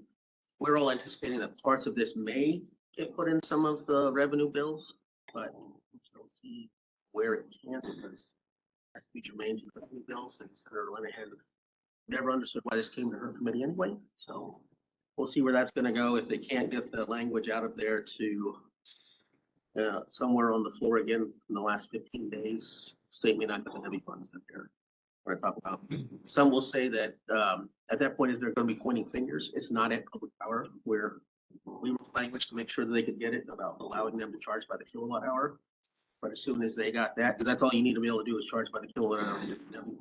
They started asking for everything else, waiving demand charges, cutting us out of the facilities, right of first refusals, all of this stuff. And it's not just us opposed, a lot of the senators said that too, that you just want the NEVI funds, let's just do this part of the bill. We never get there. So is that the bill that would increase the fees that you have to pay to register your EV as well? Yeah, there's there's some other taxes on there too. It's a lot of stuff that's on there. It's not just our part that's controversial. But realistically, charging by the kilowatt hour, we're the ones that wrote that for them to allow them to do that. There was some consternation within the industry because there's a lot of people that say that's the camel's nose under the tent on allowing others to sell electricity at retail. But it was crafted to say this is as a fuel. Kind of thing. So see if it goes. If it doesn't, we're still going to work on it next year to make sure that EV structures are where they need to be. 1277, this is our potential NEMA changes. This is to address the gaps with the ice jam. That bill is stuck. The NEMA is against it. Others are against it. They want us to go through the counties to do all that kind of stuff. We will keep pushing on that. I always tell people when you change anything in the NEMA standards, the NEMA statutes, if you're changing a grammatical error or a misspelling of something, it may take a change. They don't like anything to change. So we're still working on it. Make sure we get there. 1358 board salary increases. This, the way the bill started out, we're gonna double public power district salaries. The next amendment came out and it was cost of living plus 1%. Then we were written out of the bill. And we're back into the bill with doubling the salaries. This bill is on general file now. It came out very good, very clean. See where that's going to go. But yeah, that one's hopefully we can get that one through as well. Then you have LB 1300, the Pacific Complex Stress Test Act. I've talked to you guys about this before. The way this bill started was all industries in the state would have to list your critical assets.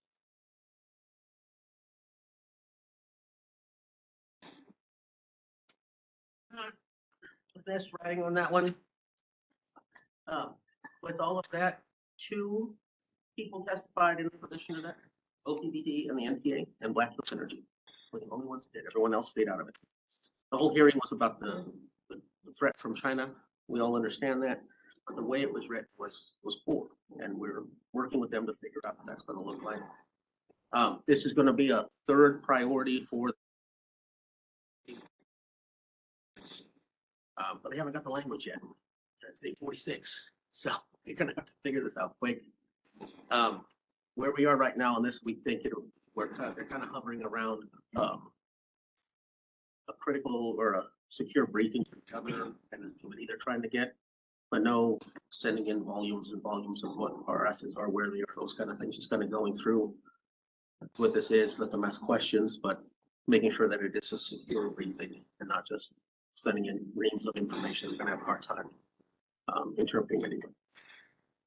The ones on the other side, the stability practices, well, we got the information over to the Attorney General's office on solar installers. A lot of support for this because it's giving some solar installers, they don't like it. They don't like those folks that are coming in with their deceptive practices because it's hurting their business too. So like the Attorney General might do something on that. And then all those other issues over there, we're, working through, we'll see where it's going to be.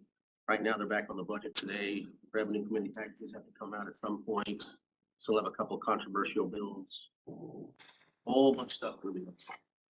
And we're only doing 9 late nights, and we had 1 last night, so it's only 8 to go. This session's going to go quick these last few days. I say quick because it's only 15 days. It's going to go like a year, but that's where we are so far. So any questions on these bills? With the number of priority builders still out there, I think some of them current status might not even get down. Is it likely that any bills that aren't ties?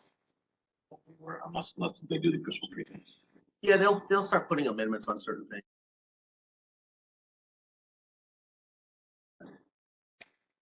Get some of these things up and moving. They might take a personal priority bill, and if it's one subject, they may add 4 or 5 other bills on there that similar subjects. So all of those we're anticipating to become a little bit bigger. The speaker did say that he wants to limit it to 6 bills, I think, per bill.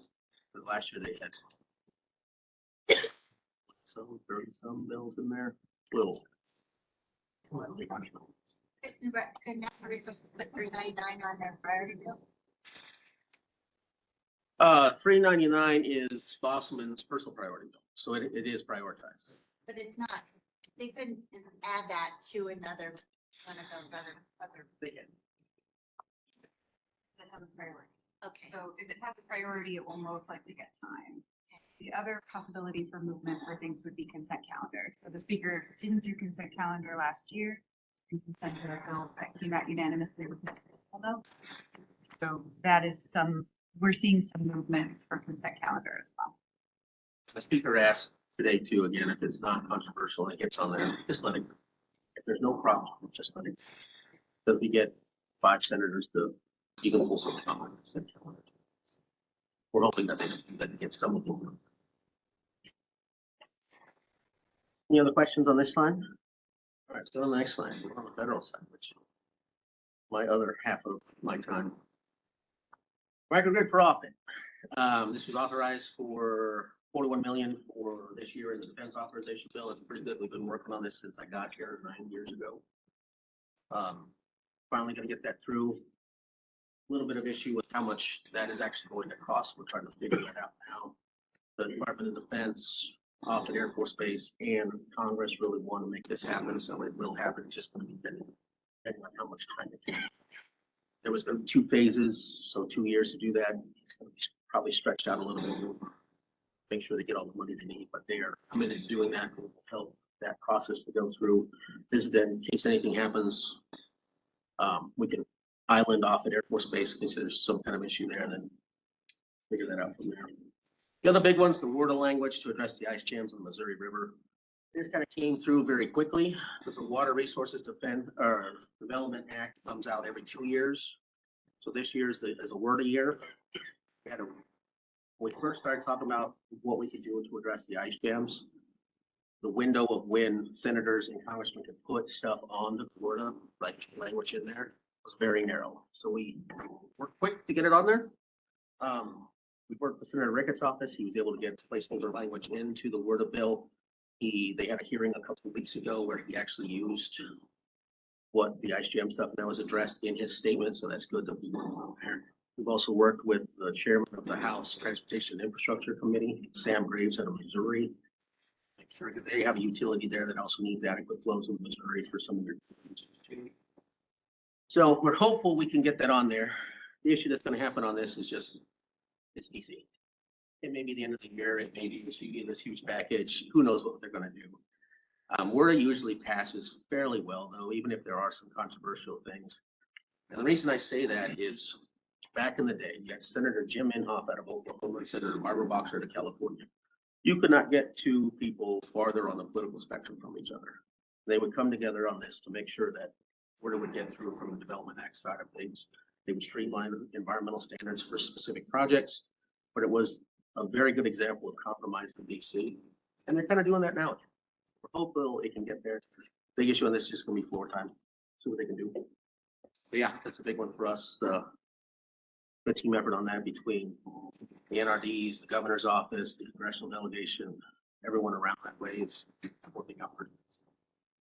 With that, that's all we had on the federal side, unless you guys have some questions. We're not gonna shut down the government either. I think they got a good agreement. Any final questions for that? All right, hearing none. Nick, we have one more slide. I think this is on how we're gonna keep going here.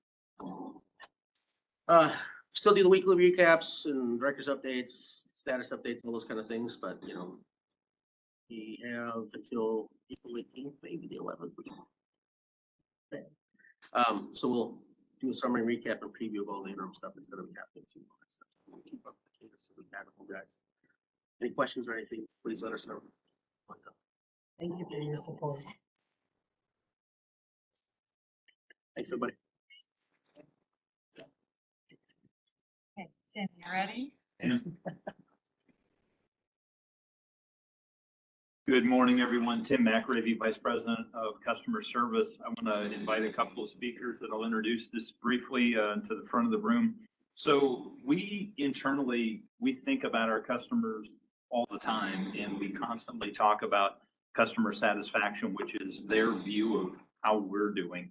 And this is a periodic view and update we want to provide on our perspective of how our customers are doing, in particular around the topic of affordability. So I think what you'll hear is an update that, not surprisingly, in these economic times, there continues to be affordability pressure on our customers. And there are also pressures induced by the amount of federal funding and moderations there.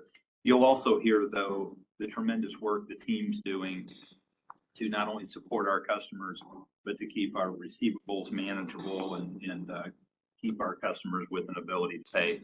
So I want to introduce Britton Gable. He's our Manager of Customer Efficacy Solutions, and Donna Miner, our Manager of Customer Operations. They'll walk us through a brief update on this topic. Thanks. All right, good morning, Board of Directors. Thank you, Tim. So today we're gonna, with this customer payment affordability trends update, we're gonna do a quick update on our customer solutions, what's going on from affordability trend standpoint over the last year, look at the economic trends that we monitored in 2023, talk about where do we think this is going in 2024. Go to the next slide. One thing that we want to focus on recapping from 2023 is OPPD spent a lot of time on caring for our customers. So we, from our call center and doing regular touch points through emails, field collection visits, also very targeted informational campaigns, we wanted to really connect our customers with the assistance resources available in the community. The other piece is we wanted to be more accessible. Not all of our customers want to call us to enroll in solutions. So we created streamlined access for our level payment program and our payment installment program. As an example, in 2023, we had over 28 enrollments in our payment installment program. We launched this online enrollment form in July of 2023. We had over 14 enrollments. So this new approach of being more accessible for our customers is working. Other thing is we continue to promote our customer assistance program. That continues to be a vital tool. Our customers that are becoming current on their electric bill, that are income eligible, we're connecting them with that program. The other piece is our customers have also helped us care for our customers. So our energy assistance donations went up 19% in 2023. And I'll provide an update on our energy assistance program in a little bit. The other thing is we wanted to really amp up and change our marketing approach to our customers. So we have customers that are hard to reach. We've not done a good job of reaching them in some ways. So we had a targeted inaugural Spanish campaign for Get Assistance that generated a 48.6% increase in calls and generated influx in new ways for us to engage our Spanish speaking customers. Go to the next slide, please. I'm not going to spend much time on this slide. Key thing I want to highlight from a customer solution standpoint, we focus on bill payment, but then we also look at long-term energy and electricity reduction. So the biggest thing is, yes, we have assistance programs and billing payment options, but at the same time, we also look at what is going to generate long-term savings on their bill. Let's go to the next slide. One thing that I want to provide an update on is where's energy assistance funding trending? This graph to your guys' left, 2018, we were at a little bit over $5 million of energy assistance funding. Then the pandemic hit 2020. You've heard this conversation today about how that experience. We saw a significant influx in energy assistance funding we received. Reality is that we have returned to pre-pandemic levels in 2024. So the key thing is, in 2023, we ended the year at a little over $9 million of energy assistance funds distributed. That was a 41% decrease from the year before. Now I want to touch on our customer assistance program. Our customer assistance program we launched in August of 2023 as a way to enroll our customers in a solution that will help reduce their electric burden to a more affordable level and keep them current on their bill. We've seen over 8,000 applications, over 2,300 enrollments. So what's the discrepancy between applications and enrollments? The income eligibility standard for this program is 100% of the total poverty level. So what does that mean for a household size of 4? That's $31,200 less a year of income. So we've had a lot of customers apply. They've been either not eligible due to income, and the other key criteria is that you have to be current on your bill. So we either have customers applying that aren't current on their bill or over income.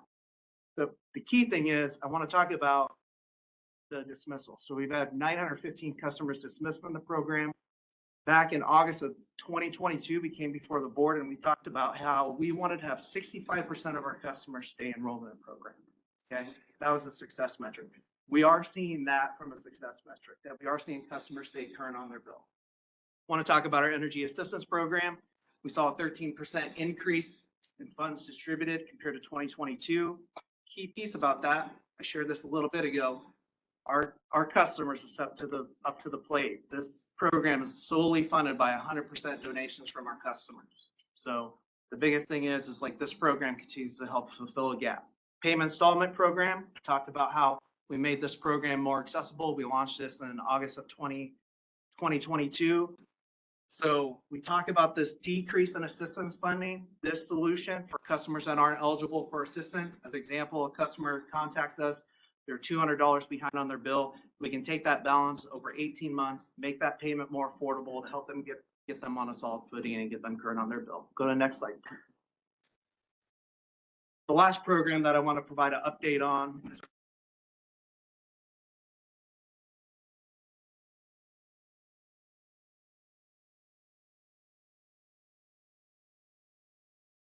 provide energy efficiency retrofits of 56 homes. Key thing I want to tie this into is the weatherization assistance program. Seth had touched on LB 1234. The one thing about this is that our program, our energy efficiency assistance program, is a catalyst for customers to get to access the federal funding and the other resources. 2023, 44 of the 56 homes that we were able to serve received that federal funding from LIHEAP and DOE. So what does that mean? Our customers on average in 2023 saw a projected energy savings of 29%. Okay, that's an energy assistance payment. And that's a long-term approach to really helping our customers get their bill to a more affordable level. I'm going to go ahead and bring up Donna and she'll provide an update on economic trends. Thank you.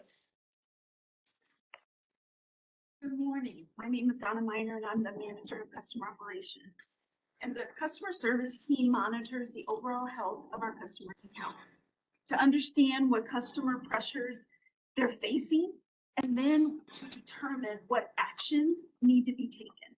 And one way that we do that is we watch economic indicators. And here you can see there's several that are listed, but I'll only touch on a few. First of all, inflation was at its highest in June of 2022, and it was at 9% nationally and 6% locally. It did decline to 3.4% nationally and 3.2% locally in December of 2023. The challenge is our customers are still seeing higher prices for food and other necessities. The second thing I want to highlight is, according to the Energy Information Administration, EIA, in 2022, the average residential bill was around $120 national. And locally, it was around $113. And that went up 6.7% nationally and 4.1% locally compared to 2021. And this was due to the weather usage. One other trend that I want to highlight that's on here is JD Power asked customers, how are you feeling financially compared to last year? Do you feel worse off? Do you feel the same, or do you feel better? Customers feeling worse off compared to last year went from 34% to 37% locally. And nationally, it went from 35% to 38% in 2023. So when we see these types of trends, we immediately start to promote outreach campaigns to connect customers with financial assistance or product offerings to help them continue to move forward. Now let's talk about payment timeliness. Next slide, please. This table shows a summary of our total age debt for our business, residential, and low-income customers for December of 2023. So 92% of our business customers were current, and you do see a slight uptick in their age debt. But when it's below 10%, we consider that to be normal usage due to the weather. You will see that 88% of our residential customers and 67% of our low-income customers were current. But there is an uptick that you will see in the age debt compared to 2022. And that is due to less funding, assistance funding available for our customers. And you will also see another trend is the gross write-offs did increase 18% compared to 2023. And that is just due to less energy assistance funding payments. And Brittany mentioned 41% less compared to 2022. When we see these trends, that's when the team promotes LIHEAP, EAP, Customer Assistance Program, to connect to those customers to help them get their bill to an affordable level so that they can stay current. And one other thing that I want to mention is OPPD. We are on several leadership calls with other utilities locally and nationally. And we compare trends around economic trends and age debt. And I would like to say that OPPD is faring very nicely compared to other utilities, but they are seeing some of the same trends that we're seeing here today. Next slide. Don, quick question, or would it be fair to say, because I see the increase, maybe the two of them can help it. Part of the decrease we saw in 2022 is CARES money. It's COVID money that came in a really timely manner, and it helped. And so it's not necessarily that we're getting worse in 2023. We are where we were before. It just shows that the need has been there for a really long time. COVID and CARES funding helped mask a little bit of these systemic issues. It helped just 1 or 2 years, but once that money is gone, I think that this is the call for systemic lasting funding solutions rather than waiting that we have been having this. Yeah, great question and great point, Javier. You know, from a LIHEAP appropriation standpoint, we saw in 2022, $78 million appropriated to the state of Nebraska. This year it's down to 33 million. And that's because of ARPA and CARES influx of money. So there was increased influx of money, but to your point, I mean, it doesn't mean that, hey, we've seen a decrease in the amount of customers that are low income or the amount of customers that are living in poverty. We've not seen that. We just have less money available to address the issue right now than what was during the pandemic. Yes, that pandemic money helped us mitigate the risk at OPPD from the fiscal standpoint and help customers get caught up. I mean, the one thing that the team continues to do across OPPD, we keep on looking at, hey, what are the long-term solutions to really help our customers in the future, and looking at what other solutions are there for us that really help our customers move forward. Next slide. So for 2024, this are some of the trends that are forecasted for 2024. I'm not going to highlight all of them, but I'll just touch on a few. So energy assistance funding will return back to that pre-pandemic level due to less funding dollars and sources available for customers, just less Javier indicated and Britton confirmed. With that, we will see an increase in delinquent balances due to less funding for our customers. But in all, I just want to say that the customer service team is committed to continuing to monitor our customers' accounts and connect them to financial assistance, whatever resource that they need, because we feel like our customers' challenges are our challenges. And we want to be there whenever we need them, because we know that OPPD is there.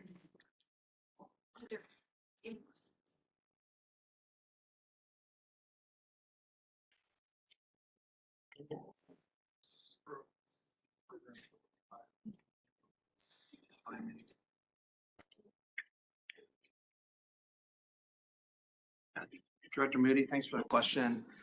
So the customer assistance program, we're gonna run that program, the pilot program, for 3 full years. So the end of 2025 will be that 3rd year. And then as we transition towards the end of that, we are gonna go into evaluation on that program to get the outcomes we want. What is the long-term sustainability of this program, and are we getting the impact and results that we need? So we still have another over 1.5 years of this program being in the community. We continue to actively market that solution to continue to try to get the results that we had projected.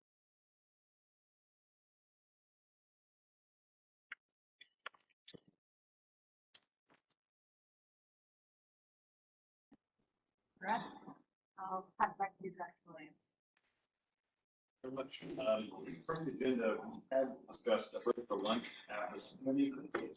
However, we also discussed the idea of going through with systems and then break for lunch afterward to avoid the need to come back after lunch. How do you feel about one or the other? There's 3, eat lunch afterwards. It takes out. Second, how long are we talking? Yeah, 30 minutes on system. Everybody's good with that. I think we'll plan to do that, and I'll save some logistic hassle on the way back in, so people can stick around for if they want. Great. With that, Director Moody. Here we go. The systems committee met on 6th of March. See the agenda up in front of you. Finance committee already updated you on number 2, so I'm not going to summarize that. Items 3.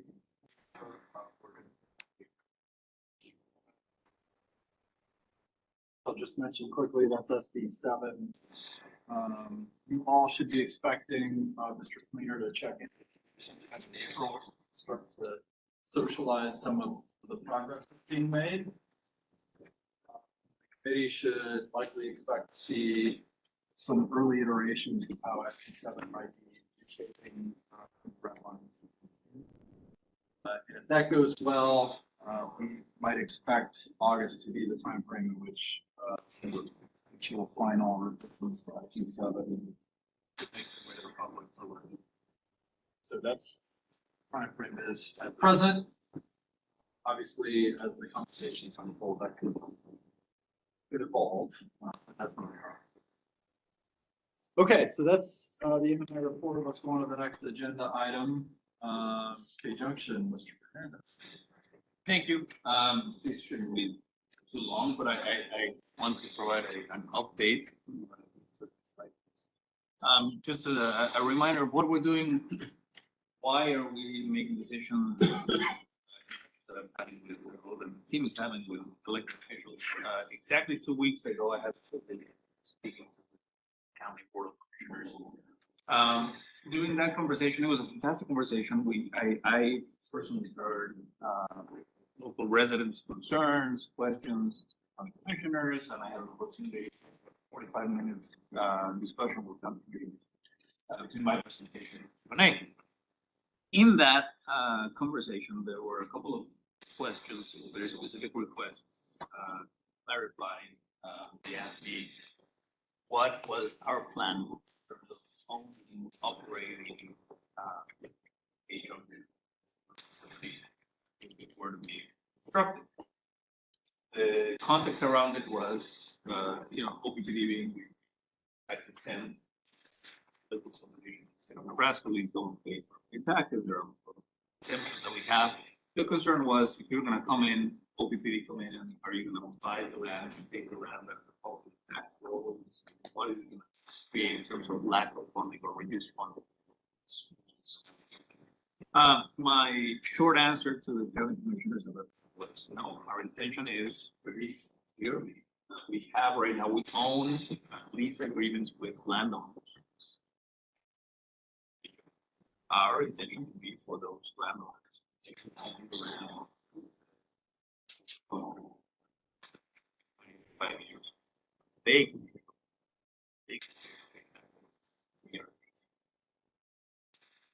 Then the next question is OPPD owning animals for the structure, the owner and operator of the facility? And I clearly said, from my perspective, no. We bought the leases, bought the generation connection. We didn't want to lose the opportunity to site new generation. K-Junction is one of the very few projects that has already a generation interconnection agreement, which you all remember that's a good part. It's one of the earliest projects that we have. It's one of our best shots at getting the new generation grass we can serve the growing state and for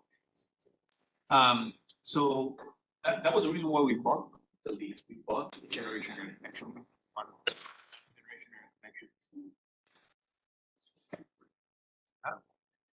But clearly, our intention is as soon as it's practically feasible, as soon as we get that use discussion clarified and we have the transmission transformer infrastructure that needs to be in place, our intention is we're going to go out, we're going to bid this out and sell these back to a private developer for a private developer to own and develop a solar facility. We would, as part of that transaction, we would buy the energy and the capacity from the factory. What is in front of you is one of the reasons why this is my recommendation, and the board has given me the authority to proceed this way. Just want to make sure we're on the same page. One is the IRA. The IRA, the Inflation Reduction Act, gave utilities like OPPD the possibility of issuing municipal bonds, tax-exempt bonds, basically own and operate renewables with this similar level of economic benefit. However, these things are not easy, and even though the IRA gives us that theoretical ability to receive direct payments, the Department of Treasury hasn't finalized the rules by which we can play. And in fact, the draft rules today are not advantageous for OPPD. There are certain domestic use rules that are very concerning to myself and to my team, and we're not interested at this point. If those rules were to be finalized, there would be a lot of risk for OPPD to finance a facility like this because we could lose all of the direct payments. Because of that, given the current status, it would be in our best interest to continue to work under the PPA private developer structure that we currently have on all of our other portfolios. That means we would sell this plant, sell it to a private developer, have them develop it, and have them apply for tax credits. Private developers. So that's reason number one why we would go back and we wouldn't own and operate this facility. That is important because if you have a private developer owning and operating a facility, they pay taxes to the state that will eventually come back to the county and the school. And that was important. A message that I delivered to the county commissioners was the school district could, depending on the size of the solar facility, could end up receiving an additional $700,000 from that native tax. The county general fund would it's about $200,000. So it's important, an important source of revenue for the local jurisdictions in your county. Next slide, please. There, the other reason, very important too, is this site would be about 80 miles away from the boundaries of the service. So if we were to own and operate this, the logistics around staffing, storing panels, storing all the warehousing needs would be significant. That is another reason why we're not interested in owning and operating a facility that would be so far out from service. So something that I mentioned to the county commissioners is another reason why we're not interested in owning and operating. Will receive. And the last piece here is that it was very important for me to be very clear to the county commissioners that one, we have the need to expand. We desperately need energy and capacity, and this facility provides that capacity. But at the same time, that we are very aware of the downside that owning and operating a facility cause in terms of revenue loss. And that we want to make sure that the county knew that as they are considering changing their land use regulations, that OPPD's intention is, as soon as we possibly can, we will turn this around and turn it back to private ownership for OPPD to continue capacity. My intention is, I wanted to have this discussion here with the board, answer any questions you may have, bring any topics to the table. Later today, I would like, I am drafting a letter that will go back to the county commission stating basically what I just said. I have that authorization from the board to decide how we'll proceed. But also that we've had this conversation, this discussion. I would like for Chair Williams to join me in sending that letter to the county commission, restating what we just discussed. So happy to answer any question. Yeah, Javier and I had a chance to talk about this a little bit last week, and the recommendation was made to include this to the agenda today so that we could discuss collectively as a board and make sure that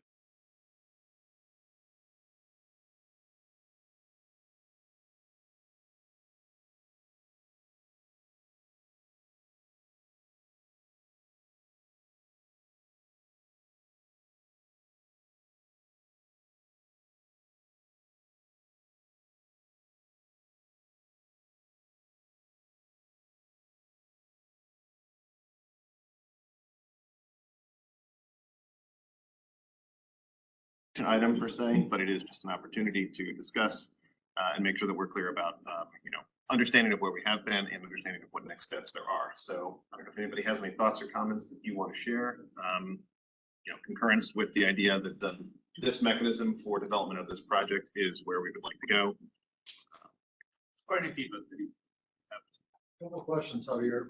Well, I assume that we don't have any concerns about the demand on the other side when we go to sell it to a private developer, right? Like there are going to be enough actors in that market that like we're going to be, by committing to it necessarily.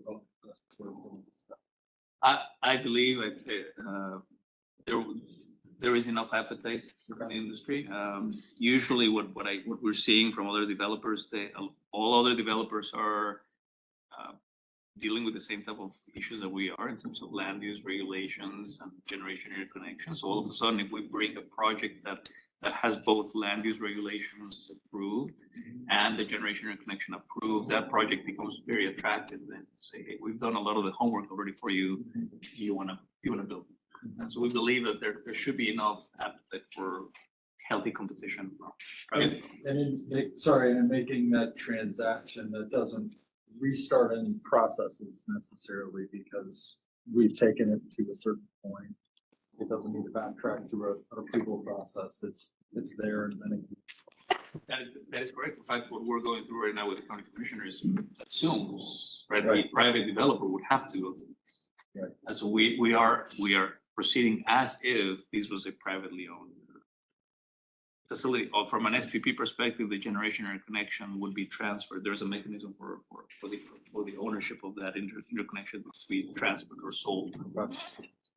Sorry, I interrupted you. Go ahead. Oh, sorry, just from a development perspective though, not only the interconnection and the land rights, but also that would imply an offtake agreement with OPPD. So of the things that a developer is looking for to achieve a successful project, they will have already overcome the most complicated 3 portions of the 6 that we usually go through. And so this would probably be very, very attractive to developers to build something, quite frankly, just build it and then operate it and sell it. So I'm going to sell the energy and power, yeah. So that's good. So the ambiguity around the rules related to the IRA is but one factor, and then you've laid out a couple of other factors that are important considerations for why this is the right course of action. But we've got other things to do and other projects to develop, right? And so there may be one that could check some of those boxes that is going to be closer to the territory. So this isn't a decision that says we never want to own.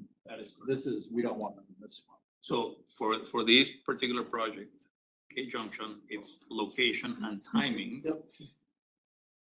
make it so that my recommendation, my course of action is going to be to seek a private developer. But you're absolutely right. Other projects in the future, depending on the timing and location, we may do a different course. But for this one, I wanted to make clear and put it on record, as I said to the county commissioners 2 weeks ago, that my intention is to turn it. And you mentioned timing. Remind us of timing in front of us on this one.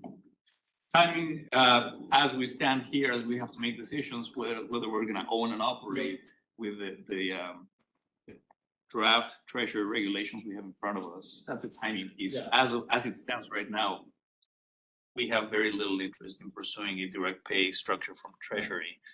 Now, timing may change things. In the next year or 2, those regulations may change, and it may make it more attractive for us to pursue ownership and development for other facilities. But for this one, because we have to make these decisions here in the next few months, my recommendation is it's too risky to go down the. That's what I was getting at, is the next few months is what that's the time.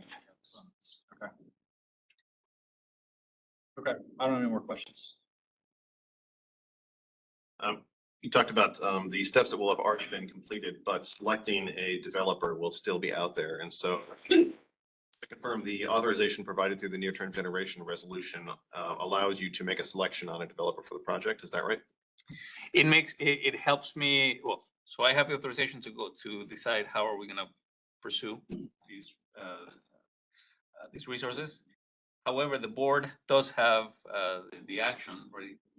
Once we get to that point, and I'm looking at general counsel, once we get to that point, we own an asset. The asset are the leases and the generation and connection. As we sell those assets, we will come back to the board and present. The decision to sell the assets, it's mine. The board ratifies that and would approve who are we selling those assets to. So there's an action that may come back to the board in terms of selecting company X, Y, or Z who we're selling it to.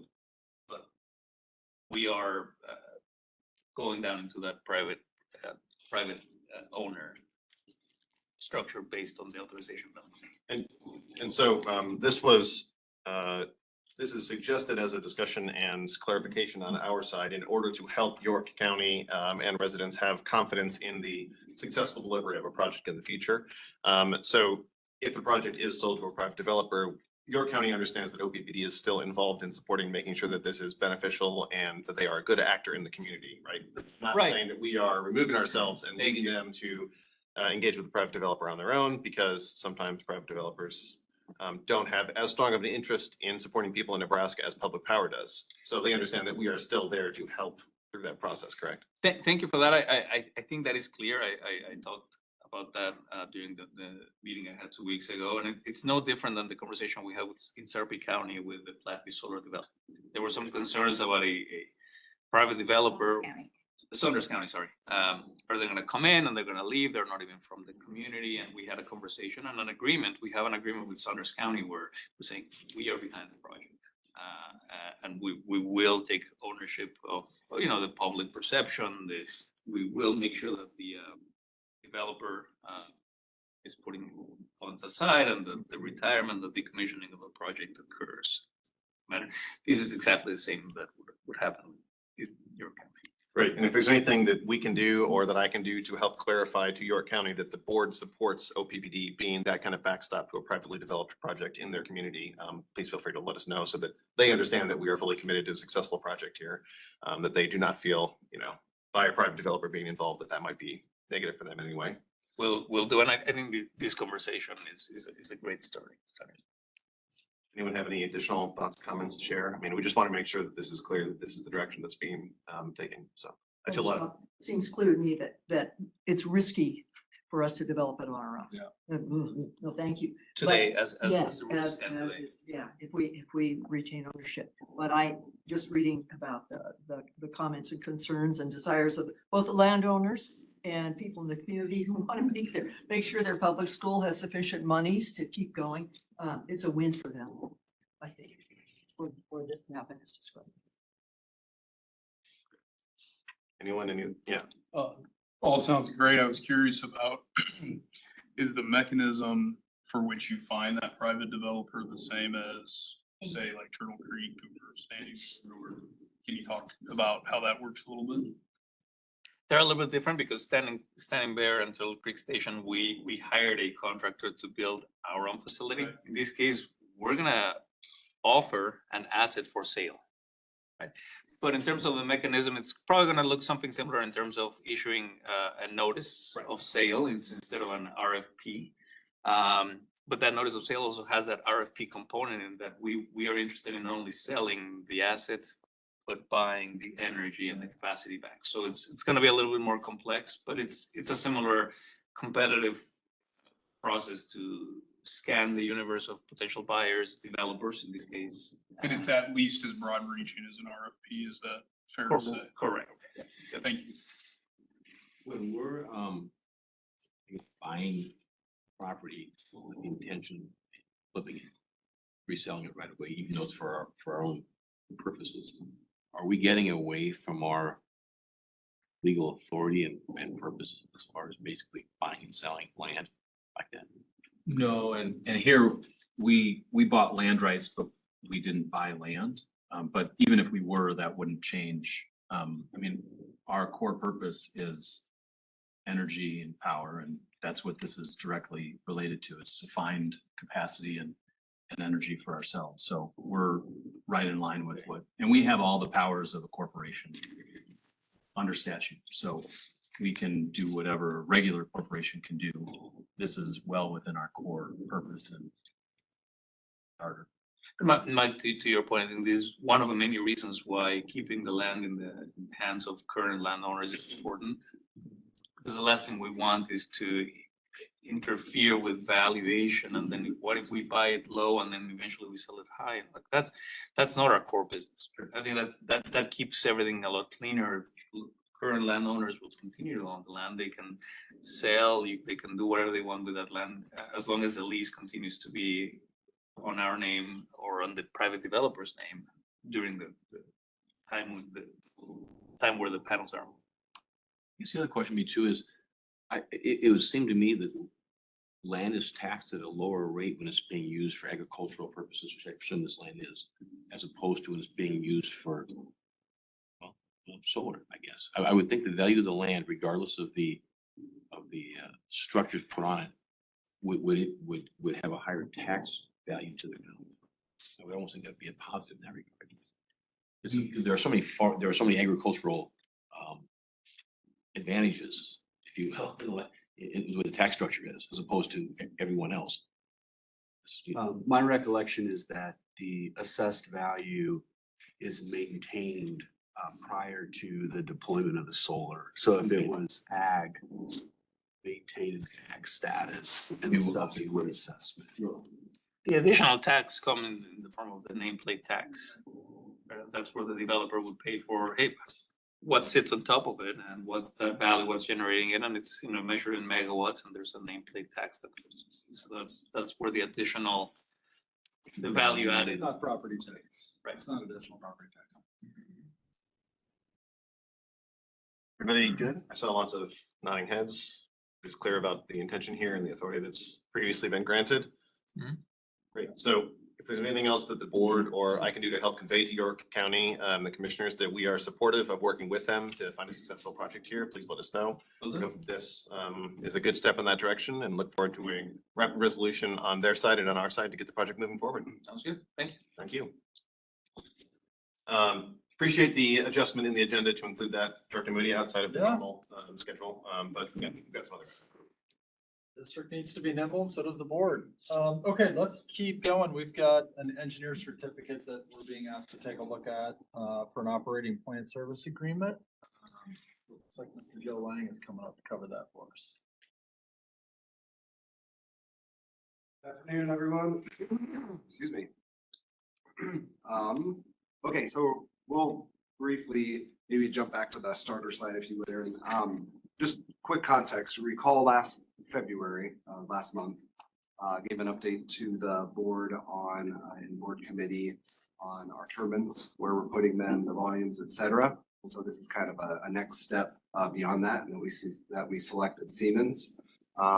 Another piece, just for awareness, last Friday, took our applications for these turbines to the Nebraska Power Review Board. Your hearing was about 3 hours long. Our review board asked a bunch of great questions during that hearing. Deliberations and following deliberations, they approved it unanimously, so we're in great shape in that regard.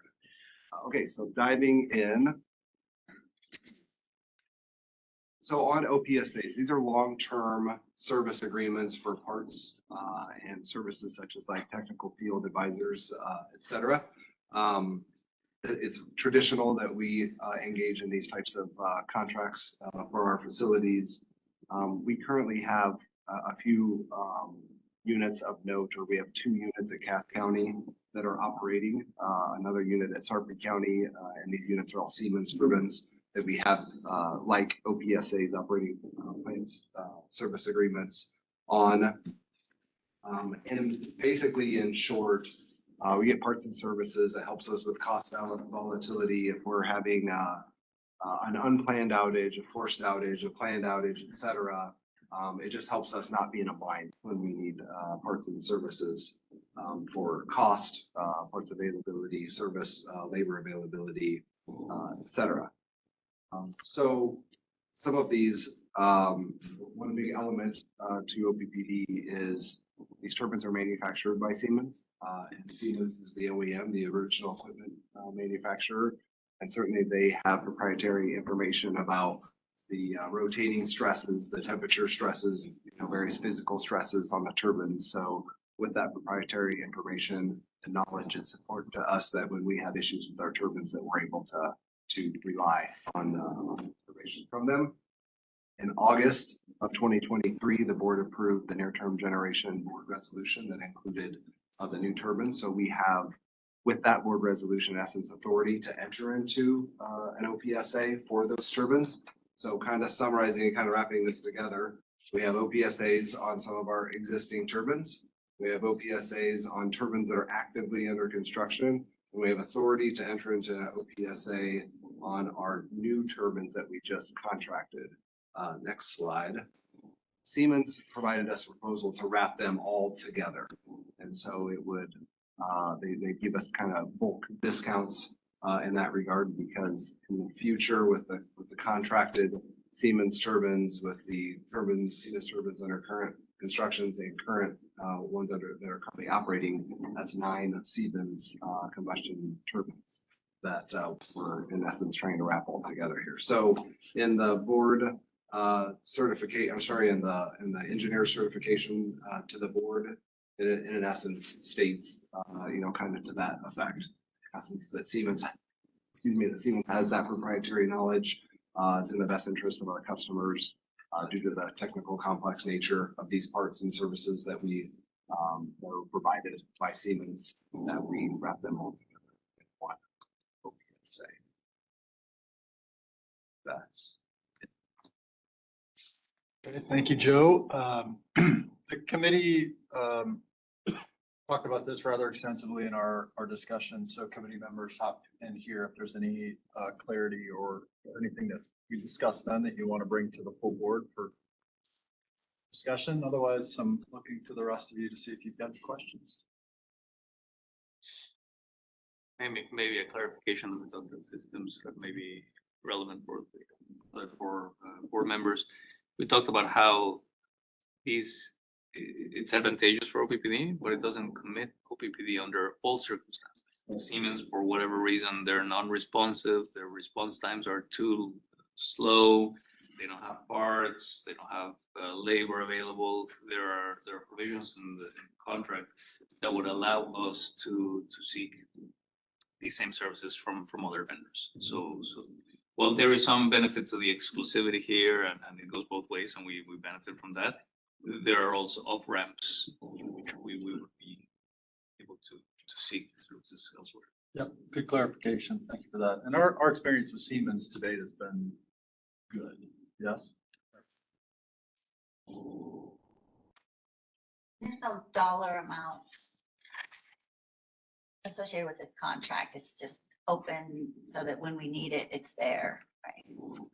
our estimate is maybe around 100 to 150 million, keeping in mind vast situations that could occur over the next 10, 15 years around that. So if we had forced outage, issues versus things go well versus, weather stresses, et cetera. But you're exactly correct.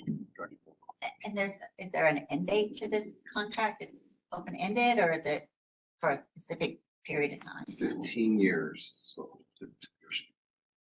Sorry, I didn't find that in the. Question. The dollar amount you specified there, that is a potential future expenditure, or the contract would have that dollar amount with a current expenditure? Sorry. Just potential, yeah, depending on the operations of the facilities, issues with the facilities. Keep in mind, these facilities are maintained and starts. So however many starts you have, then you have to engage in maintenance. You have hour runtime hours and certain maintenance activities. So that's very subject to the market calling on the units and kind of abuse of the units, so to speak. Great. Okay. You're good. All right, this will be an action item on Thursday. Thanks, Joe. And last but not least, we've got some more switch gear. It's a monthly theme. So Shane will walk us through this one real quick. Wouldn't be a mean. You can just record you and play it back. Good to say this is actually a carbon copy of February, so appreciate you having me back. Yeah, here standing in for Troy again today. Appreciate him taking our safety, appropriately as he's not feeling the best. So again, deja vu, 15 kV metal clad switchgear enclosures. So we've got another replacement project for existing infrastructure that has reached the end of its usable life. This is for a substation in our Bellevue area. As we kind of talked about in the past, this has the relay and protection equipment as well as an enclosure so the technicians and electricians can work on this equipment safely out of the elements. We did receive 2 proposals for this enclosure. One of them was deemed legally non-responsive, and based on evaluation, both of them were deemed technically non-responsive. We continue to see lead time challenges with these pieces of equipment, as there are not a plethora of players in this space. The lead times continue to challenge not just OPPD, but across the utility industry. So our recommendation based on those lead times and incomplete bids for the board is to reject all bids and seek approval to negotiate based on legal review of that final negotiated contract. Okay. Colleagues, any questions? Can you remind us what was the recommendation last time we did this? Yeah, so in February, we did a reject all and negotiate as well. January, we were able to award, even though there was a slight delay. We have completed basically the negotiations, and I believe it's on to legal review now, where we were part of that negotiations, able to bring back that lead times more within the time frame for the project. Okay, so we did this last month, as we mentioned, and that the recommendation and the following actions were successful. So we have good confidence that doing the same thing again this month will lead to positive results. Yes, that is our expectation as well. But I think it begs the question. We've had this IMCOM 3 months, consecutive months, and something that our supply chain team is working with utility operations, in that if you have bids that are non-technically or legally responsive, okay, that happens 1 month, and then what about the next month? What about the next month? What are we doing to work better with the vendors so that we have then technically and legally responsive bids that wouldn't require the implementation? So this is an anomaly, and I joked a little bit about playing the replay button again, because it's the same. I am coming to the board, but I want the board to know that we're paying close attention to this, because it's something that clearly we can work with vendors and have a better responses that wouldn't require this type of action from the board. Yep, and similar to what we did with steel transmission structures, right? We brought an alliance contract to the board at the end of 2023. Previously, you had seen maybe once every few months a contract like that. So we're going to go down that same path of working with supply chain to find a more strategic alliance type solution that will help provide some better maybe forecasting for those partner vendors, as well as some certainty from the OPPD side. As again, there's a lot of expansion that we're looking to do, as well as asset management projects we're completing. So certainty of procurement is really important for the district right now. Okay, good. Thank you. Director Williams, committee rest.